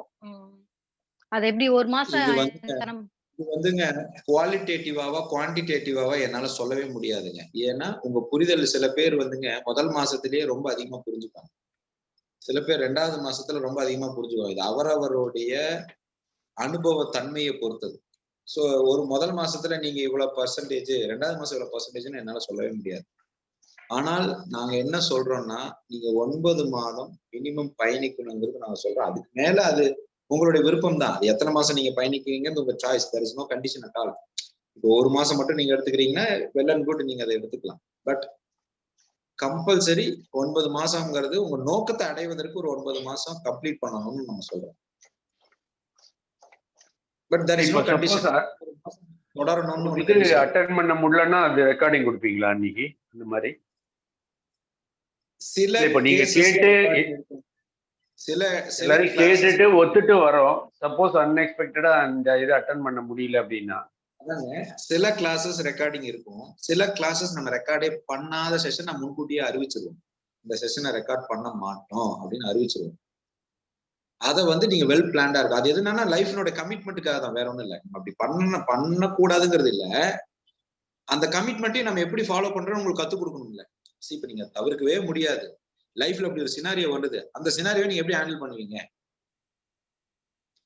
இப்போ இந்த சரவணன் ஒருத்தர் இருக்காருங்க, நீங்க அவர் வந்து என்னை பார்த்திருக்காரு. என்னுடைய அஜெண்டா, என்னோட ஸ்கெடியூல் வந்து நான் காலையில இருந்து சாயங்காலம் வரைக்கும் நான் என்னென்னலாம் நான் பண்ணினேங்கிறத ஹிவ்யூடு. இப்போ இவங்க எல்லாருக்குமே ஒரு கேள்வி இருக்கீங்க, எங்க கூட தான் நின்றுட்டு இருக்கிறீங்க, 10 நிமிஷத்துல பார்த்தா அந்த பக்கம் போய் நீங்க கிளாஸ் எடுக்கிறீங்க, நீங்க வேற மனநிலையில இருக்கிறீங்க, இதெல்லாம் நீங்க எப்படி சாத்தியம்னு கேக்குறாங்க. நான் சொன்னேன், இது சில விஷயங்களை நாம என்ன மனநிலையில பயணிக்கிறோங்கிறது, அது ஒரு உதாரணத்துக்கு சொல்றேன். அப்ப நீங்க அன்பிளான்டு வந்தா கூட நீங்க எதிர்கொள்றதுக்கு உங்களை தயார்படுத்துறதுக்கு நான் என்ன பண்ணுவேன்னா, இது ரெக்கார்டிங் இருக்குன்னு சொன்னா மேபி உங்க மனசுல சரி ரெக்கார்டிங் தான் இருக்குல்ல, இப்ப இல்லைன்னா அப்புறம் அடுத்த தடவை பாத்துக்கலாம், அது கூட வராம உங்களை நான் எடுத்துட்டு போறேன். 12 வருஷம் குழந்தை இல்லாதவங்களுக்கு மதுரையில ரமேஷன் ஒருத்தவங்களுக்கு இப்ப குழந்தை பிறகு போகுது. இது எல்லாமே இது எப்படி ஹவு இட் இஸ் ஹேப்பனிங்? ஒரு நடிகருங்க, அவருக்கு செகண்ட் பேபி பிறக்காதுன்னு சொன்னாங்க. நம்ம பயிற்சிக்கு அப்புறம் இப்ப இந்த குழந்தை பிறந்து 4 மாசம் 5 மாசம் ஆகுது. டாக்டர் மெடிக்கல் மிராக்கிள்னாங்க. எப்படி நடக்குது? முதல்ல நம்மளுடைய பயாலஜிக்கலுடைய மைண்ட் செட்டை முதல்ல நாம நம்பணும். இந்த உயிரை முதல்ல நாம நம்பணும். பல நேரங்கள்ல நீங்க இதை தூக்கி இன்னொருத்தர் கையில கொடுத்துடுறீங்க. உங்க உடம்பையும் சரி, உங்க மனசையும் சரி, உங்க சுதந்திரத்தையும் இன்னொருத்தர் கையில கொடுத்துறீங்க.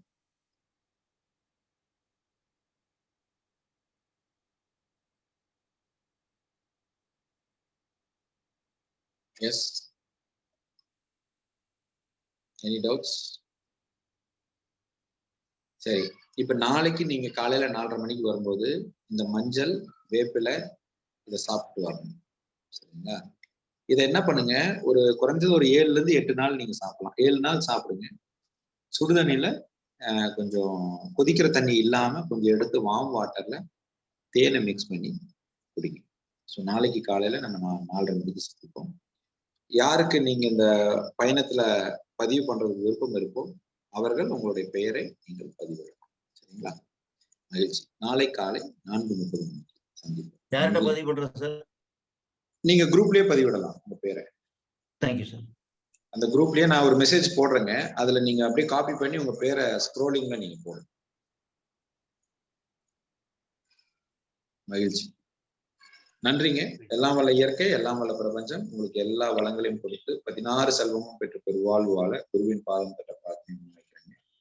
உங்களுடைய அனைத்து நியாயமான நேர்மையான எண்ணங்களும் ஆசைகளும் செயற்கூடட்டும். நன்றி. வாழ்க வளமுடன். நன்றி. நன்றிங்க பிரதர். வாழ்க வளமுடன். தேங்க்யூ. நன்றி குருஜி.